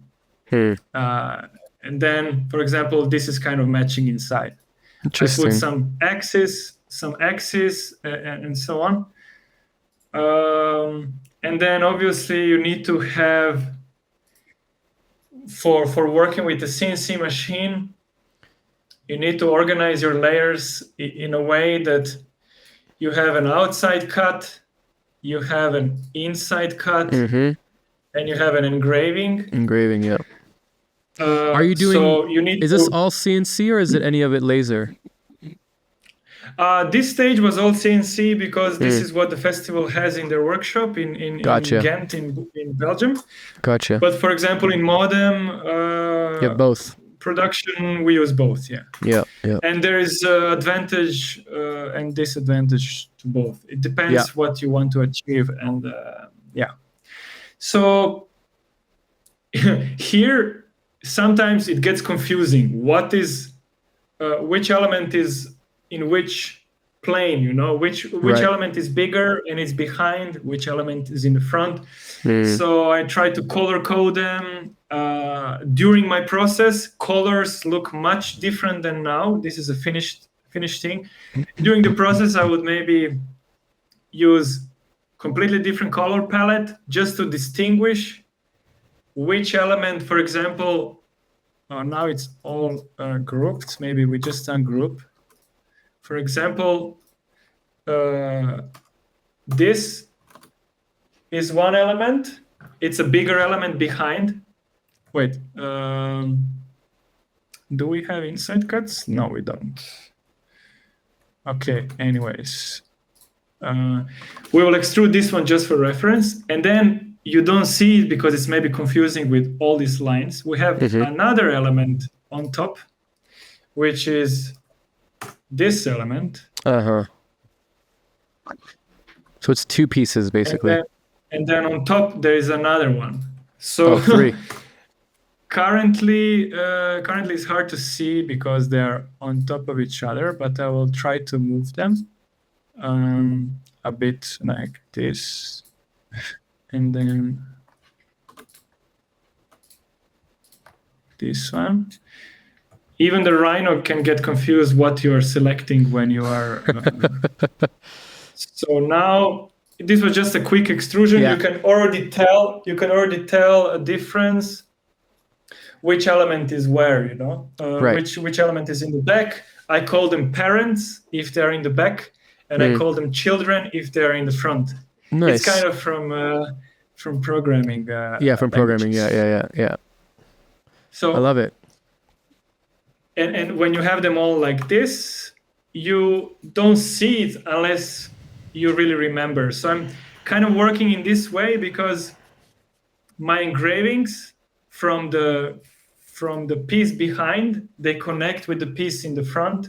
So I need this workflow here to be able to connect 3 different depth layers or 4, 5 different depth layers with all design decisions and elements to have them more cohesive when they're assembled together. You can see connecting points. And honestly, I have sort of issue in my workflow, which is spending hours like this. Like I zoom in here and then I make a circle. Let's measure this circle, for example. Diameter of this circle is 4 millimeters. Okay. So having an engraving which is 4 millimeters here with, for example, a bit on a CNC which is 3 millimeter, you create a small circle here, and when you zoom out on a stage in the end, you can't see it really. You don't even see this. So this is kind of, I wouldn't say issue, it's just my approach where I would say I care for vibration of the stage. It's not only what is visible from far or from close. It's also what these elements vibrate in space. What kind of vibration they create for the audience. There's some intention behind. Sometimes I would even make an engraving on a piece that you can't. That later on in the process is covered by another piece. So this engraving you don't even see, but I'm a bit fanatic about this, and I care for vibration so much that sometimes it's just insane decision to do something like that. It makes my camera went off, but it makes a big difference. It really does. The intention makes a huge difference. I believe, and it's just hyper detail. Like for me, it's really spending hours and hours zoomed in. I have another example. If you want to jump to another smaller size artwork, the Hyperflake, or maybe the Hyperflake. Yeah, it's kind of a. I'd love to see the Hyperflake. Yeah. So this was the Supernova. We can come back to it anytime. And I have another example where I want to show this hyper detail approach where things are not even visible neither on a render, neither in physical space. But I still put effort to design them because I care for microscopic and telescopic perspective of all things in a way. It's kind of like an energy. How to even explain this? Like I'm trying. I think it's like energetic. I think that explains it well. Like it's an energetic kind of thing. It's a force, where if you it's like intention and frequency. Like the more it's not about what you see, it's about what you feel, right? It's not about what you see. It's not about it's about what you feel. It's kind of like the same thing of the darkness, Exactly. So you explained it better than I could. Thanks. Because, for example, this artwork, so the previous artwork I showed, Supernova, is currently almost 10 meters wide. It's a 10 meters wide stage, and there is more space for detail because there's a bigger physical scale. Here, this artwork is diameter 1.1 meter, 1.11 meters. So it's something you would put on a wall, and you could come close to it and see the details. I started this. The title of the file says Hexaport because that was a working title, but in the end I called it Hyperflake. Started first of all as a digital artwork, which you see a digital version here on the screen. So if I start zooming in, you will start to see things that are too small. For example, I don't know, circle here. I don't know if I can select it. For example, this circle in the middle is 0.46 millimeters in size. How much? It's diameter 0.46 millimeters. Wow. So like I put it there and you can see it only when you zoom in.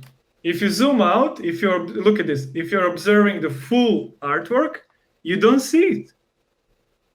And this was the artwork where I realized I'm really high on details. They really drive me. Like the process, the creation process where I express through details, through extensive amount of details, for me, it's joy. It's finding this channel where details can come out and then making them work and play together, even if you cannot see them. Sounds a bit crazy, but that's kind of my workflow. So I even made a render of this where you can make a render 20,000 by 20,000 pixels. You will still not be able to see this little details. Circles here. Like the pixels will fail. The pixels will fail to render on the screen to show these little things. Wow. And basically, this is actually a three-dimensional object. Let me see. It's kind of. It has these spheres. It has these extrusions. It has elements. I made. Looks kind of like this, from different angles. Like this, like for me, this process, it will sound insane, but I'm not gonna lie. It took, I think, more than 2 years in the end. Wow. Just like jamming on it every other week or so, diving for a weekend, spending some hours, and then leaving it, and then coming back to it, and then going next level, next step. So Hyperflake originally started as a digital version, which you see here. But slowly, as we started using CNC machines more and more, I thought that after so much effort in making a digital version, it would be nice if I can transport it into a physical version that it can be cut on a machine, on a laser or CNC, and then become a physical artwork. But as you can see, like I showed you, 0.4 millimeter circle will not be physically possible to cut or engrave or anything like that. So after seeing this version, we can go to top view. After this version, I just copy all the layers, which is here on the side, which says digital version, and I made a CNC version. And then I started by removing and going, zooming in somewhere and realizing, this is a circle that's diameter 0.6 millimeters. Okay, that's almost impossible. Then I would just delete it and almost like rescaling it and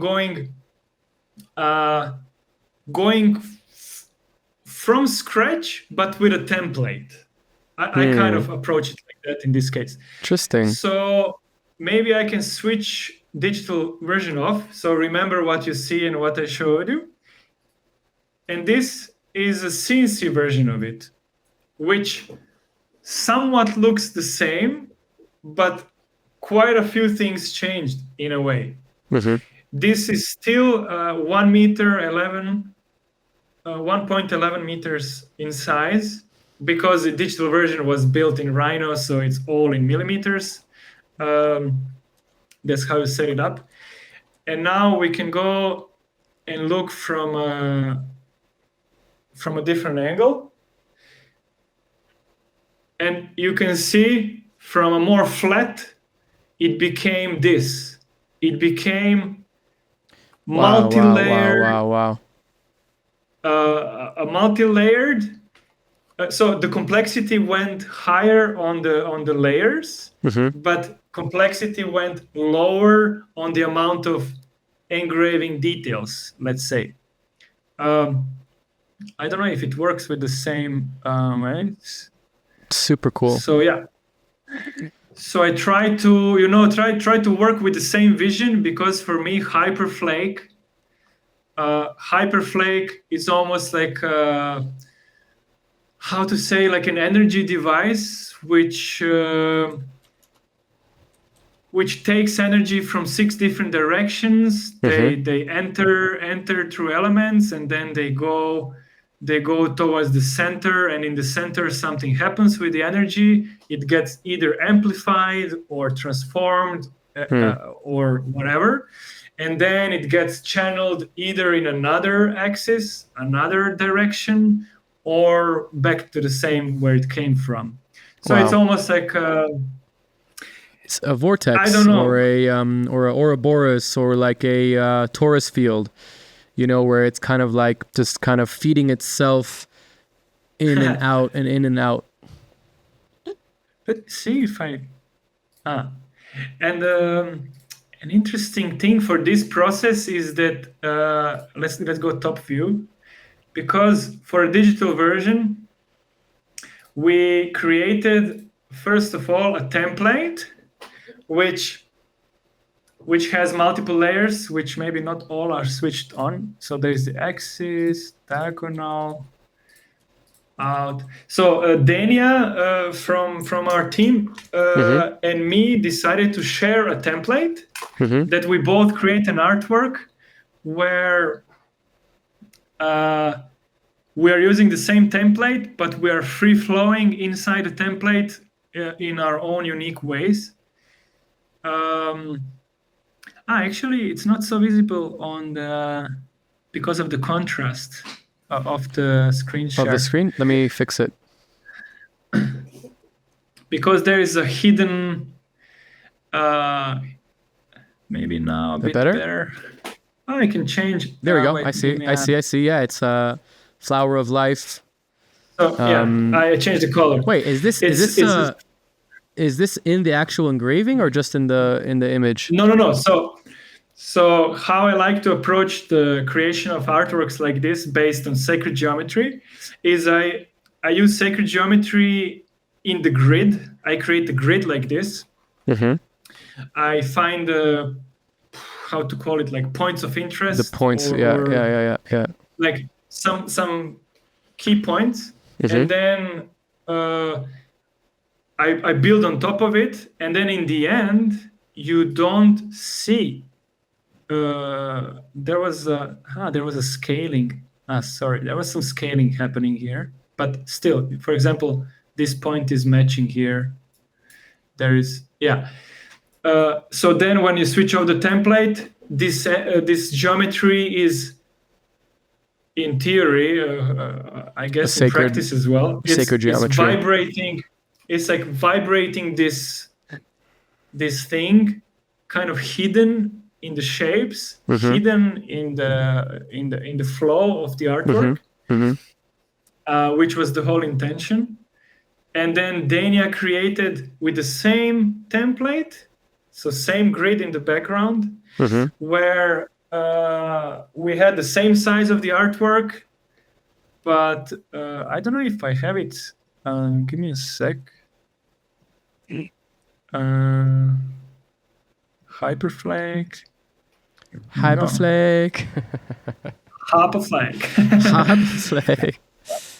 I'm trying to find a picture from High Vision's gallery, because in the end, so the digital version, version was just published online, but it's just what it is. And then CNC version became an artwork, which is currently exhibited in Budapest in a longer term exhibition called Cinema Mystica. Yeah, fully Global Illumination. We have them. We're gonna have David on soon. Okay, great. David. So it's this visionary art network that you are bringing to your podcast. Amazing. I just want to say about these pieces. First of all, the physical pieces are extremely beautiful. My favorite one is that fully black one that was in Modem High Vision Gallery. Is it this one? I think it was this one. Is this? Yeah. It's fully black painted. So striking, and like it's so cool because from far away it just looks like this crazy hexagon structure, and then you come close, all these layers and all these like pieces and all these engravings. So nice.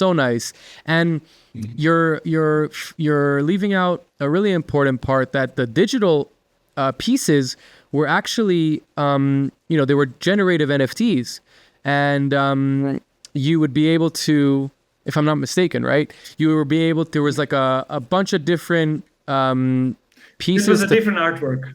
That's different artwork. That's a different one. Okay, yeah, sorry, I can my show bad. that one as well if you want. we can look at it, but I just thought that was so cool that you had, you were offering a way for people to generate their own art pieces. I really loved that about that. Okay, I found a picture from Modem. Is this? Nice. Yeah, look at that. Beautiful. So this is the Danias on the right, Ripple, and Hyperflake on the left. We decided to paint them really dark. It's just it was a good process coming from a couple of years of trying to make a digital version.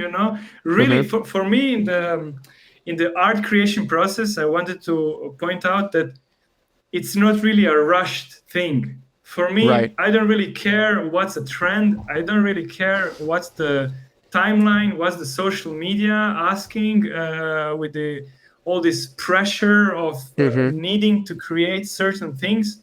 I don't care. Like, for example, this artwork took me 3 years in total. Right. And, wow.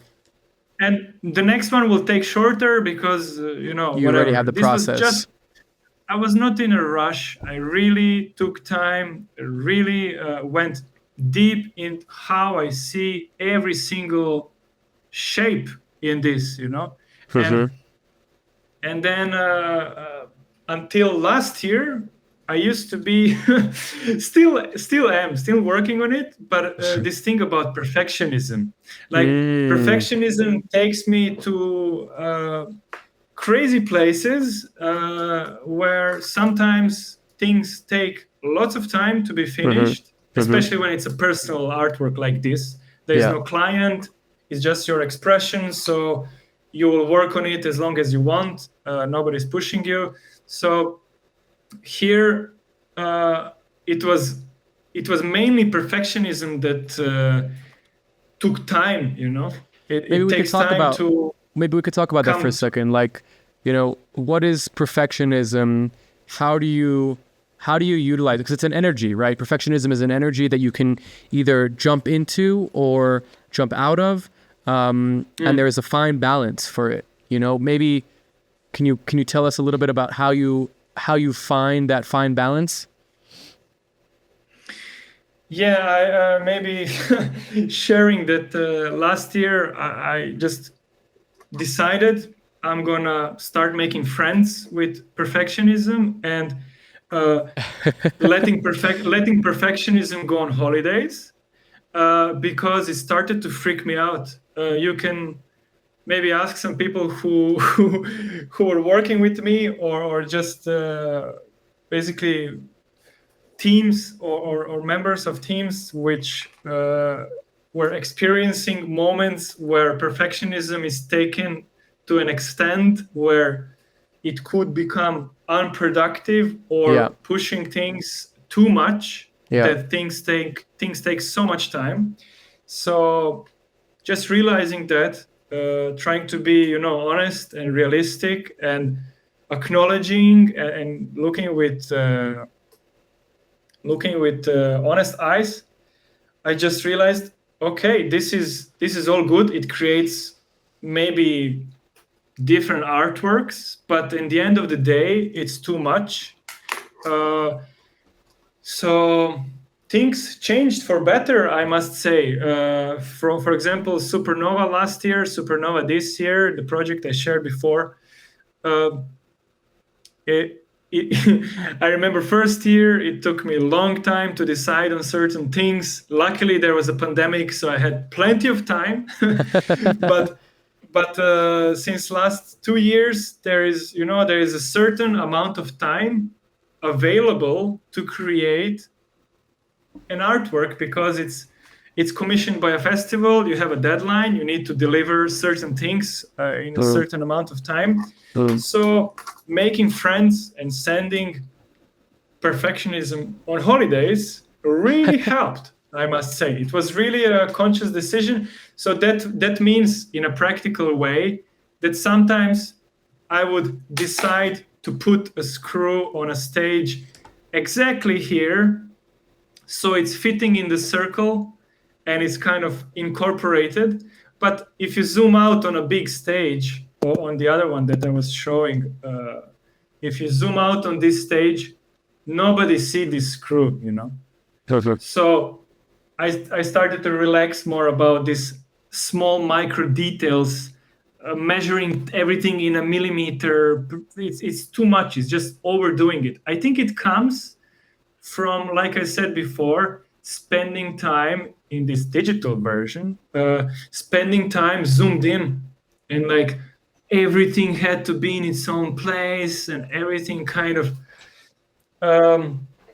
it just became too much that it becomes unhealthy. And I think that was a good lesson, and I guess I learned from it. And now I'm quite more relaxed with decision making, with managing the team, with giving feedback, with creation, with carpentry, with digital work, with all the elements of what we are doing. So it's better now. It's more healthy. Amazing. Yeah, it's hard to get those. It's hard to have those relationships be healthy, like you said. So, wow, Daniel, thank you so much for sharing with us this amazing overview of your work. It's so valuable and beautiful to see kind of like into your process, and you know the works that you're working on are so visionary, you know, really visionary, that they invoke such powerful feelings, you know, such powerful feelings and such powerful energy. I think that really what you're talking about with A, sorry, fixing my camera while I'm talking, but A, perfectionism, and B, kind of like the idea of how you are approaching projects from this like digital to physical is very unique. And really, really, really appreciate you sharing that with us.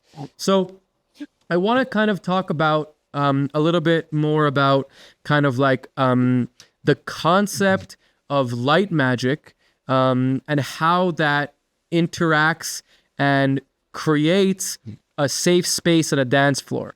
Kind of, I talk a lot about this on the podcast, and, this is a topic that we talk a lot about. But the idea of a dance floor or a party being a ceremony, being a temple, the stage being an altar.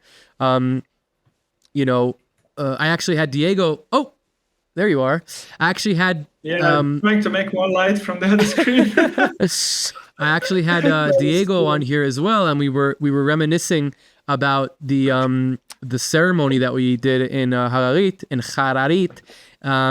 where that was altogether it was the first ceremony that I took part in, and how it really changed my life. And kind of like in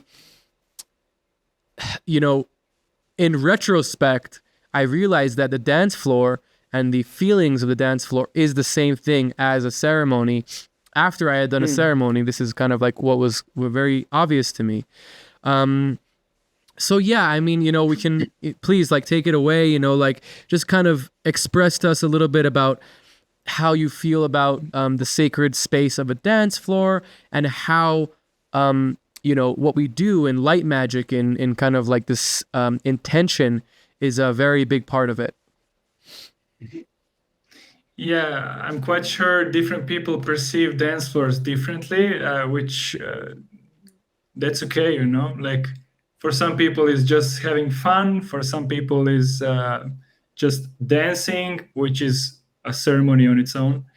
And for some people is can be a transformative experience. Like I said before, I believe in this beyond five senses multidimensionality of each work that we put into the world, and I'm always trying to seek for this transformative potential, to activate a transformative potential of art.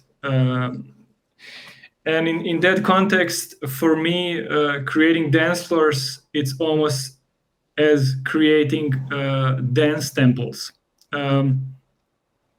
There is quite a lot of sacredness or sacred connection to the whole creation process, from planting a seed, from getting those downloads from who knows where, sometimes from dreams, sometimes from an experience, sometimes from an inspiration from nature, sometimes from altered states, sometimes from different sources, let's say. Already this starting point for me is in a way sacred. And then bringing it to life and manifesting visions of a dance floor as a dance temple, I approach it with a lot of care, I would say, because it's not just making things look pretty. It's not just making things shine lights in a random way. It's really, how do you build it? And then when you activate it, for example, when the festival starts or when the exhibition is open, it's really important how you come to this point and what you do from that point onwards while your artwork is activated. Mainly referring to light installations, because this is the topic. And here I see, I know how I feel. I think my... how to say, explanation of this comes from a feeling, because I know exactly how I feel when a big light installation or a small light installation, it doesn't matter. When a light installation is switched on after a full process of designing it and building it. This moment when you activate it, it's for me the most sacred. Is this moment when the intention you put into it and the work you put into it starts to work in a way. It enters into the space, it becomes part of the space, it interacts with the space. Be it a meadow in the forest, where is the festival, or an exhibition space in a museum, or anywhere. The moment you activate the artwork or the light installation, the artwork starts to live a special chapter where it's being experienced by people.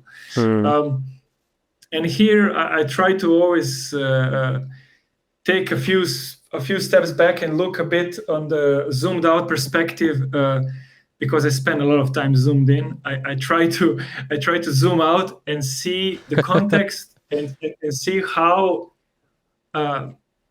what is the interaction with the observer or with the audience, what kind of influence it can have on them, and hopefully it's a positive one. And I was thinking once that if there is just music in the space in a festival, for example, music sounds in a certain way.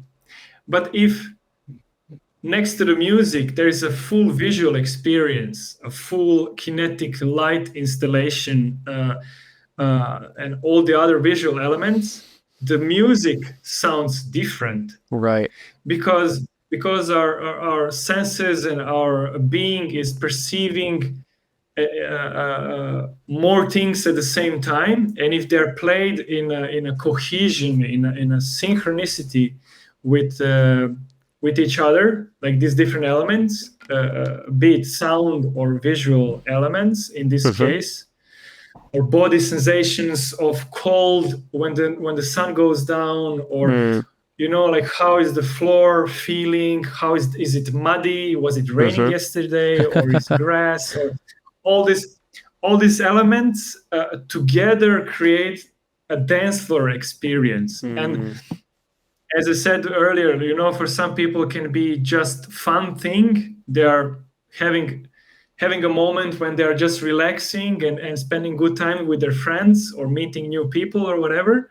But for some people can be fully ceremonial, and I want to respect all of those people. We are creating, we are just creating this space. We're not comparing. We are really creating a space where everyone is welcome, where there's a space for everyone to express through their presence, through their movement, through their voice, or anything they're expressing.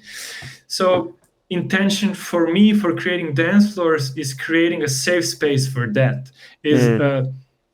Is really creating a space where people can feel how to say, like I remember having almost a bad trip on some parties where there was very little lights on the dance floor, and I couldn't navigate. I couldn't see my friends. I was a bit lost. It was dark. There was music, but there were no lights, and some little UV lights, but not enough. I realized how important it is to be mindful and conscious of how you make a light design, how you make a light show, how you make a light installation.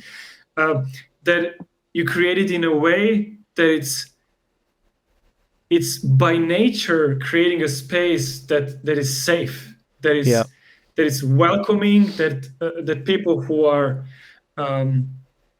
having their experience in whatever way can feel safe. Can feel welcome, and so it's this thing that goes together in some way with my first experience with the psychedelic festival. Like I said, Ozora 2015. It is this thing. I was there and I thought, oh wow, I want to create things like this and try to improve year after year, trying to take it to another level where maybe somebody will think that somebody put something in their drink and they are tripping, but there is nothing. It's just lights doing the work. It's just lights or visuals or designs created in such a way that they provide an experience that's naturally transformative, naturally taking you to another dimension. Yeah. So I would put this as my intention of the work, as a first intention, to create experience for people where they don't need extra stimuli. They don't, extra substance or extra thing to experience. To feel something. Yeah. To feel something. And then to create a safe space for everybody else and everybody all inclusive. You have this you had this beautiful concept for modem that I hope that we can do one day. But the idea is that, the dance floor being a safe space, sometimes you have to help people understand that it's not just enough to have intention in your visuals, have intention in your music, have intention in the stage. Sometimes you need to also have more than that. Okay, so some dance floors have crystal grids. Some dance floors, they have sage pumping out the whole time. But there's also an idea of like, how do you design the dance floor in a way to be safe? I remember we were kind of like workshopping all these ideas of like, I had the idea of like making like little cubbies at the entrance of the dance floor so that there's no, people always put their stuff in a pile, and then you walk in the dance floor and you trip over a pile of stuff. So maybe you make a place for people to put their stuff in. I remember there was like, for example, it was small, maybe there's a way to make, the as you walk into the dance floor, that there's a little bit more light in the railing so you can see where you're walking. There was navigation light. We just did a festival here in the States with Datagramma with Joao and David and Pimpao, and like one of the things that we didn't end up doing, but we had the idea for was interaction. And okay, how do you now make people understand that there's interaction? So the idea was, okay, maybe we have like a laser on the floor with a circle, and then people can come and stand in the circle. So it's, the intention is strong, the intention is important. But like you said, like some people are coming at it as like, this is my holy place. And some people are coming at it like, this is my place to express myself and be crazy and be free and nobody's judging me, go wild. That's, I fell in love with psytrance because of that. Because, I could be crazy and nobody's judging me. I could be expressive and nobody's judging me. So I think it's just be you. Yeah. And you learn what that is, right? You learn what you is from that. So I think that there's like a really beautiful, game, or not game, but there's a really beautiful, intricate web of intention from all the different artists that are involved, and the intention of the audience and the crowd that are being woven into some crazy, beautiful vortex spiraling up into the into the multi-dimension, and down into the earth, into the core of the earth, healing the earth. So it's like, imagine like, I always, the Merkabas, I'm a very big fan of Merkaba. A Merkaba is the male and female, visioned as triangles, and the male is spinning one way and the female is spinning the other way. And then you have the connection between yourself, your body, the earth, and the universe, the higher dimensions. And that's what a dance floor is, You're pounding the floor, dancing back and forth. You're healing the earth with your vibration, with your frequency, while the music, while the lights, while the visuals are healing you. And then you're releasing that outwards into, the universe. I think that that's like where the dance floors become really sacred. And, I want to say, like, even the person that comes without any spirituality or without any, and there's no judgment in what I'm saying. I'm just saying, like, some people don't have spirituality or don't want spirituality and they just want to go crazy. They don't even, subconsciously or even out of consciously, they're still getting your intention. Do you know what I mean? Like if the intention is absolutely. to, so I think that there's a lot of power in that. It's almost like what you were saying before That's about why, the little. that's why intention should be sort of universal. You need to be really careful what's the intention in a way. And what I think equally important is maybe in another context at this point is how you start the festival. Like what's your starting point, how you open the dance floor, so how the energy starts to unfold in this pond of like a soup of energy, and so it's going somewhere, it's transforming, it's doing its thing, and then how you close it. For me, always this moment of closing the dance floor, it's in a way even more sacred than opening it. It's like Totally. You're not sacred. I'm just these words, they're just these words from a dictionary. It's like let's not use the words, let's use basic words. It doesn't matter. What matters is what people carry with them when they go home. What happened, and what kind of hopefully positive impact we can have, and how the space is shared, because this is a shared, coexisting, co-creational space where everybody is creator, together. Everybody is sharing, and this, the feeling when you're closing a festival, closing a dance floor. I know Space Safari, for example, for me is just one example, because it's a very short festival. It's not a week. It's only 3 days, but it's 2.5 nights in a way. And I know this moment when it's midnight and the music needs to finish, we are still running the lights and the projection. We're still running it for a couple of hours because we cannot just switch everything off. But people are asked to leave the dance floor. They're sent to the camps because tomorrow is the last day that they're allowed to be on site. And it's just this thing, man. Like, it's so emotional. You're so connected with this space that's kind of temporarily created there, almost like dropping an anchor from a spaceship down to this dance floor, and you are there with your spaceship, with your experience, and then you need to leave. Like you have to change location. You need to take your spaceship somewhere else, and it's quite a moment every year. It's quite a moment. It's like this focal point of experience, closing a festival, closing a dance floor. But yeah, I think I started something. Started the podcast with this: how much effort goes from into doing stuff. A year of work for a short amount of focal point, focused. We are really working extended amount of time for a focused experience.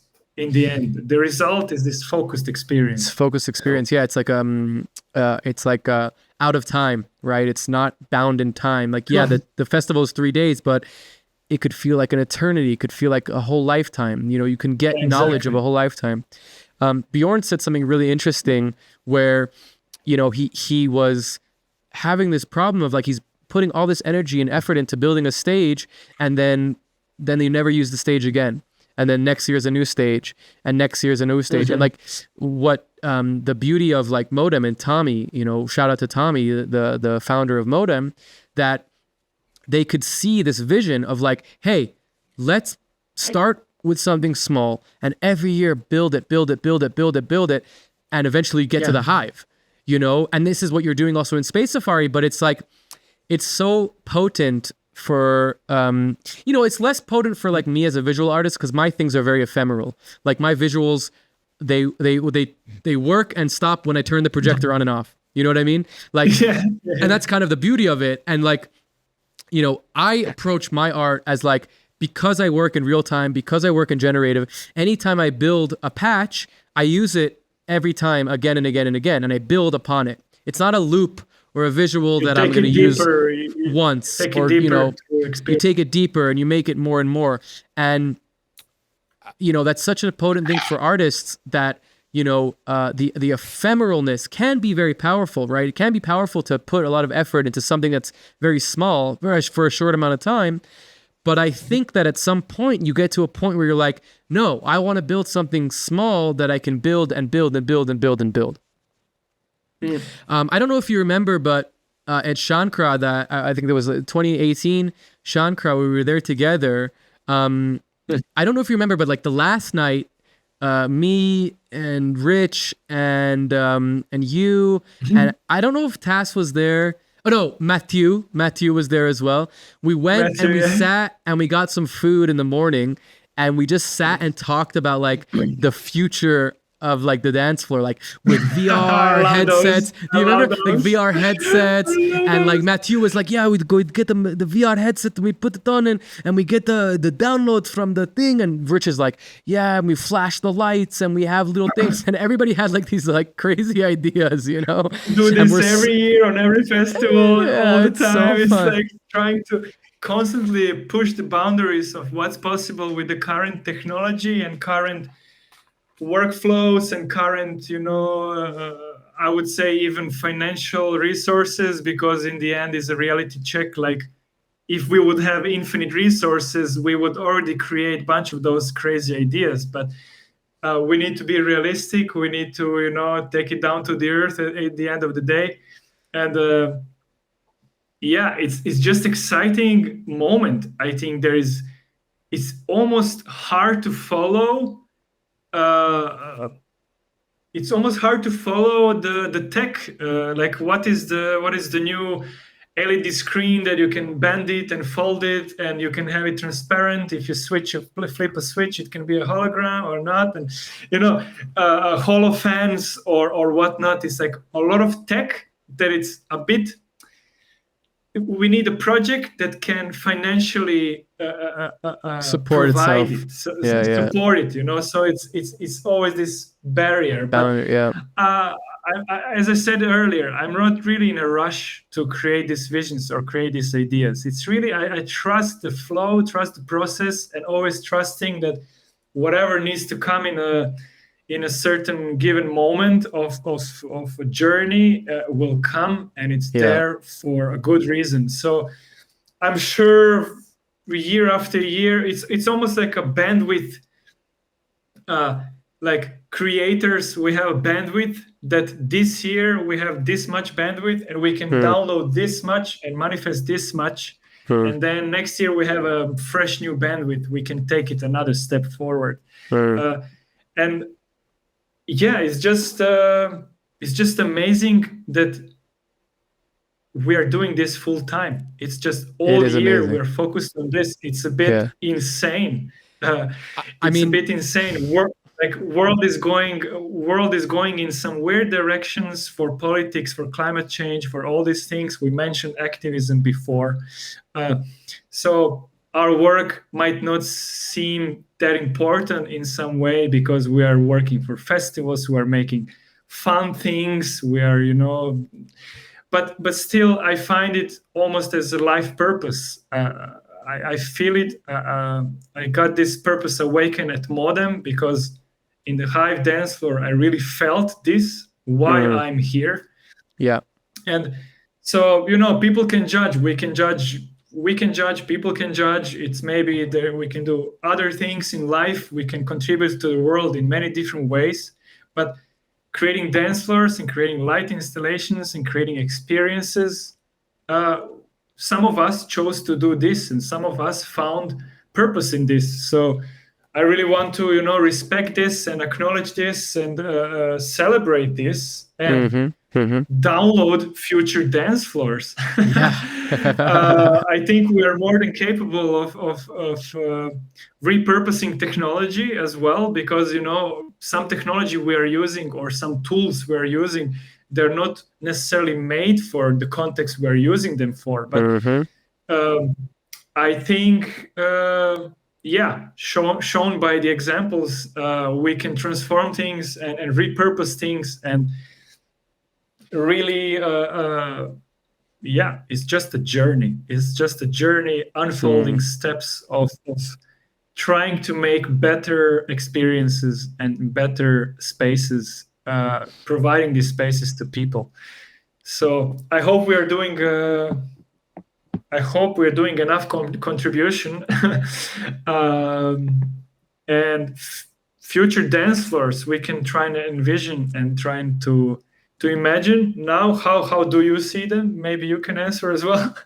Yeah, I mean, the world is so wild. You're right, especially for myself coming from Israel and kind of like having to go through the loss of a lot of friends, and kind of reconciling the outcome of all that in such a way that like I'm really, the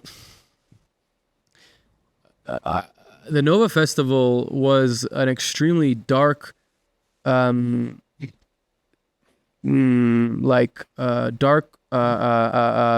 what's the word? A stain on psytrance. This is a sacred space that, got completely fucked. And, it doesn't even matter the politics behind it. It doesn't even matter like what you think about it. At the end of the day, for me, it was like a moment of like fuck, like parties are supposed to be this place that you're safe, right? And then all of a sudden it's not. And like the whole year, all I'm waiting for is to go back to a dance floor, is to go back to Modem, to kind of like not like prove anything, or like I don't like the idea of like, oh, we can dance, fuck you, we're dancing. I don't like that idea. For me, it's more of like the energy has been stained, and like for me, and it's personal, like it's my subjective stain. And for me to get rid of the stain, to rub the stain out, I need to go to a dance floor and express myself and be free. Like it's not about revenge or like like it's not about like it's not even about like dancing for my dead friends. It's about like the energy has gotten a dark spot, and the way that I think to fix the energy is by putting light on that dot, and by putting light, I mean by doing it. By what? Moving the energy, like moving the energy. Exactly. Transforming and moving. Transmuting and transforming the energy. So like, when I think about the future of dance floors, I think a lot about like what is the capabilities with technology? Like what can we do with technology? We can do so much things with technology.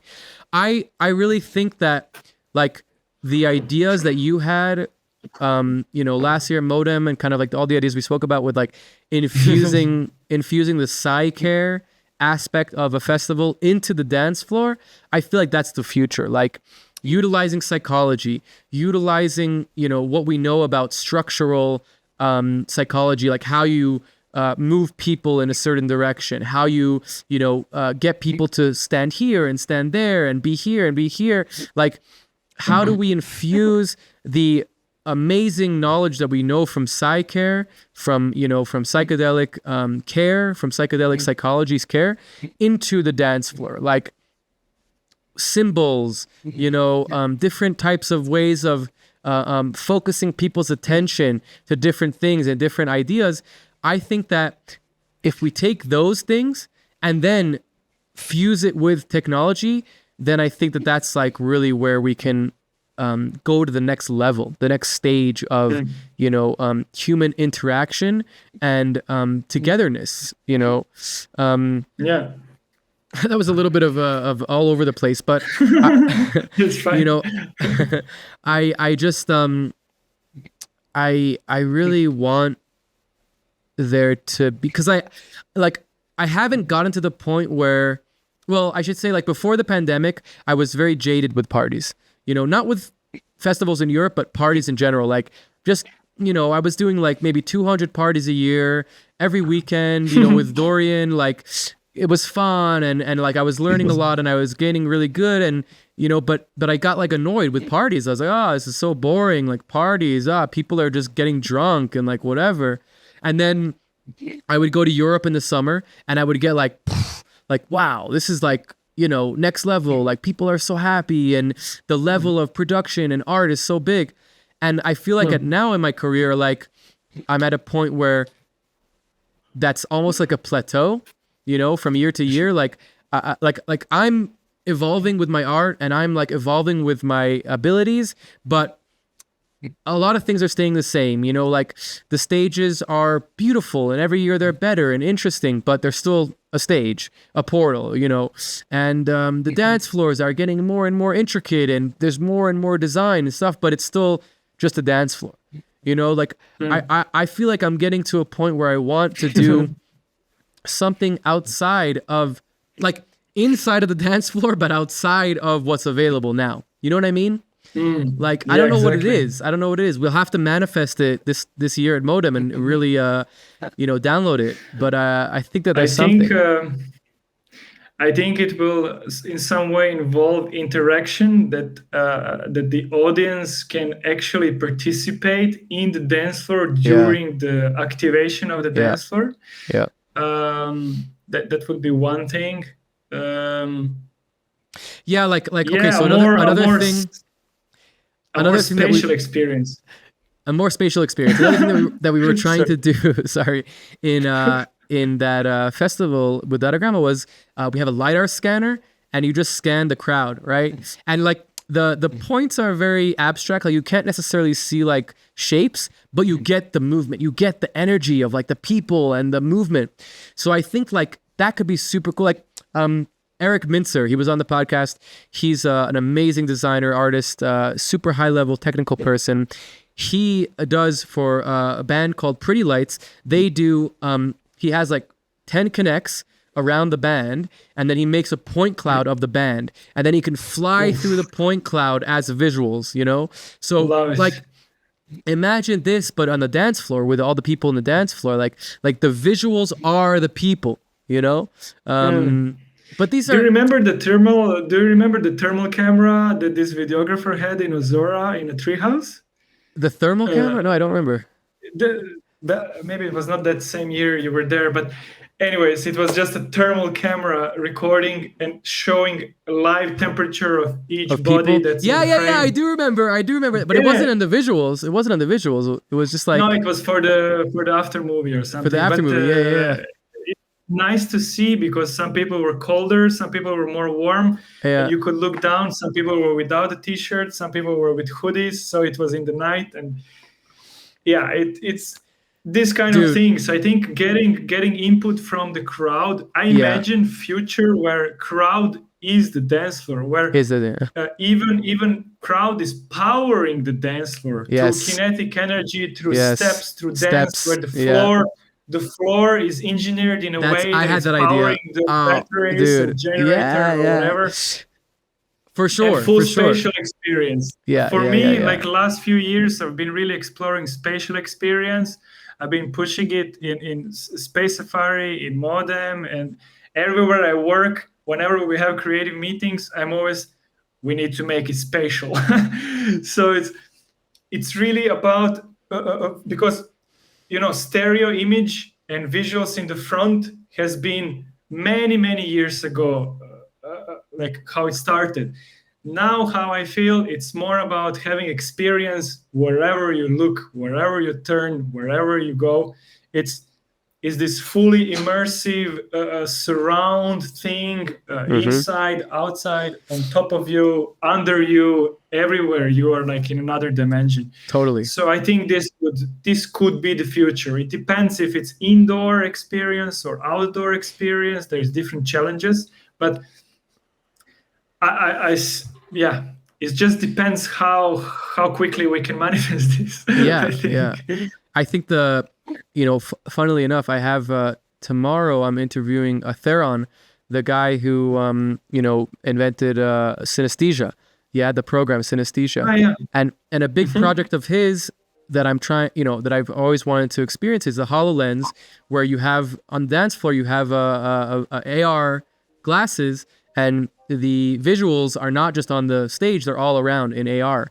And this is something that I in virtual production, where I do most of my work, my real work. This is like infused a lot. Augmented reality is a really big part of it. Now it's limited to the camera. So if you film a show, you can add augmented reality into the camera. We actually did it for Boom with Datagramma. I did some augmented reality for the Boom live stream during COVID. But I think the future of it is you give out glasses to people at the dance floor. And it's not, you don't have to put them on, but you put on the glasses and then the visuals are all around. And it's not just like imagery. It's like, imagine a structure in the middle of the dance floor where you have particles falling and like, physics and like collisions and, so it becomes like spatial. I think that the technology is almost there. It's coming for sure. Are we in the future right now? Now we are. This podcast. Now we are. This podcast is recorded in the future, and you will play it in the present moment. Exactly. So, Naavi, I love you so much. I really appreciate you taking the time to talk with us. Showing us your amazing artworks and the behind the scenes of kind of how you think and just your essence and your presence is. I feel. Good, just from being around you. I can't wait to give you a big hug and hang out with you this summer. It's going to be a really fun one. And thank you, my friend. Thanks for having me. Thanks for touching all these topics and going deep. It's amazing. I hope there is some value for the listeners and people who are following. Let's keep on keeping on. Wow, what a blast.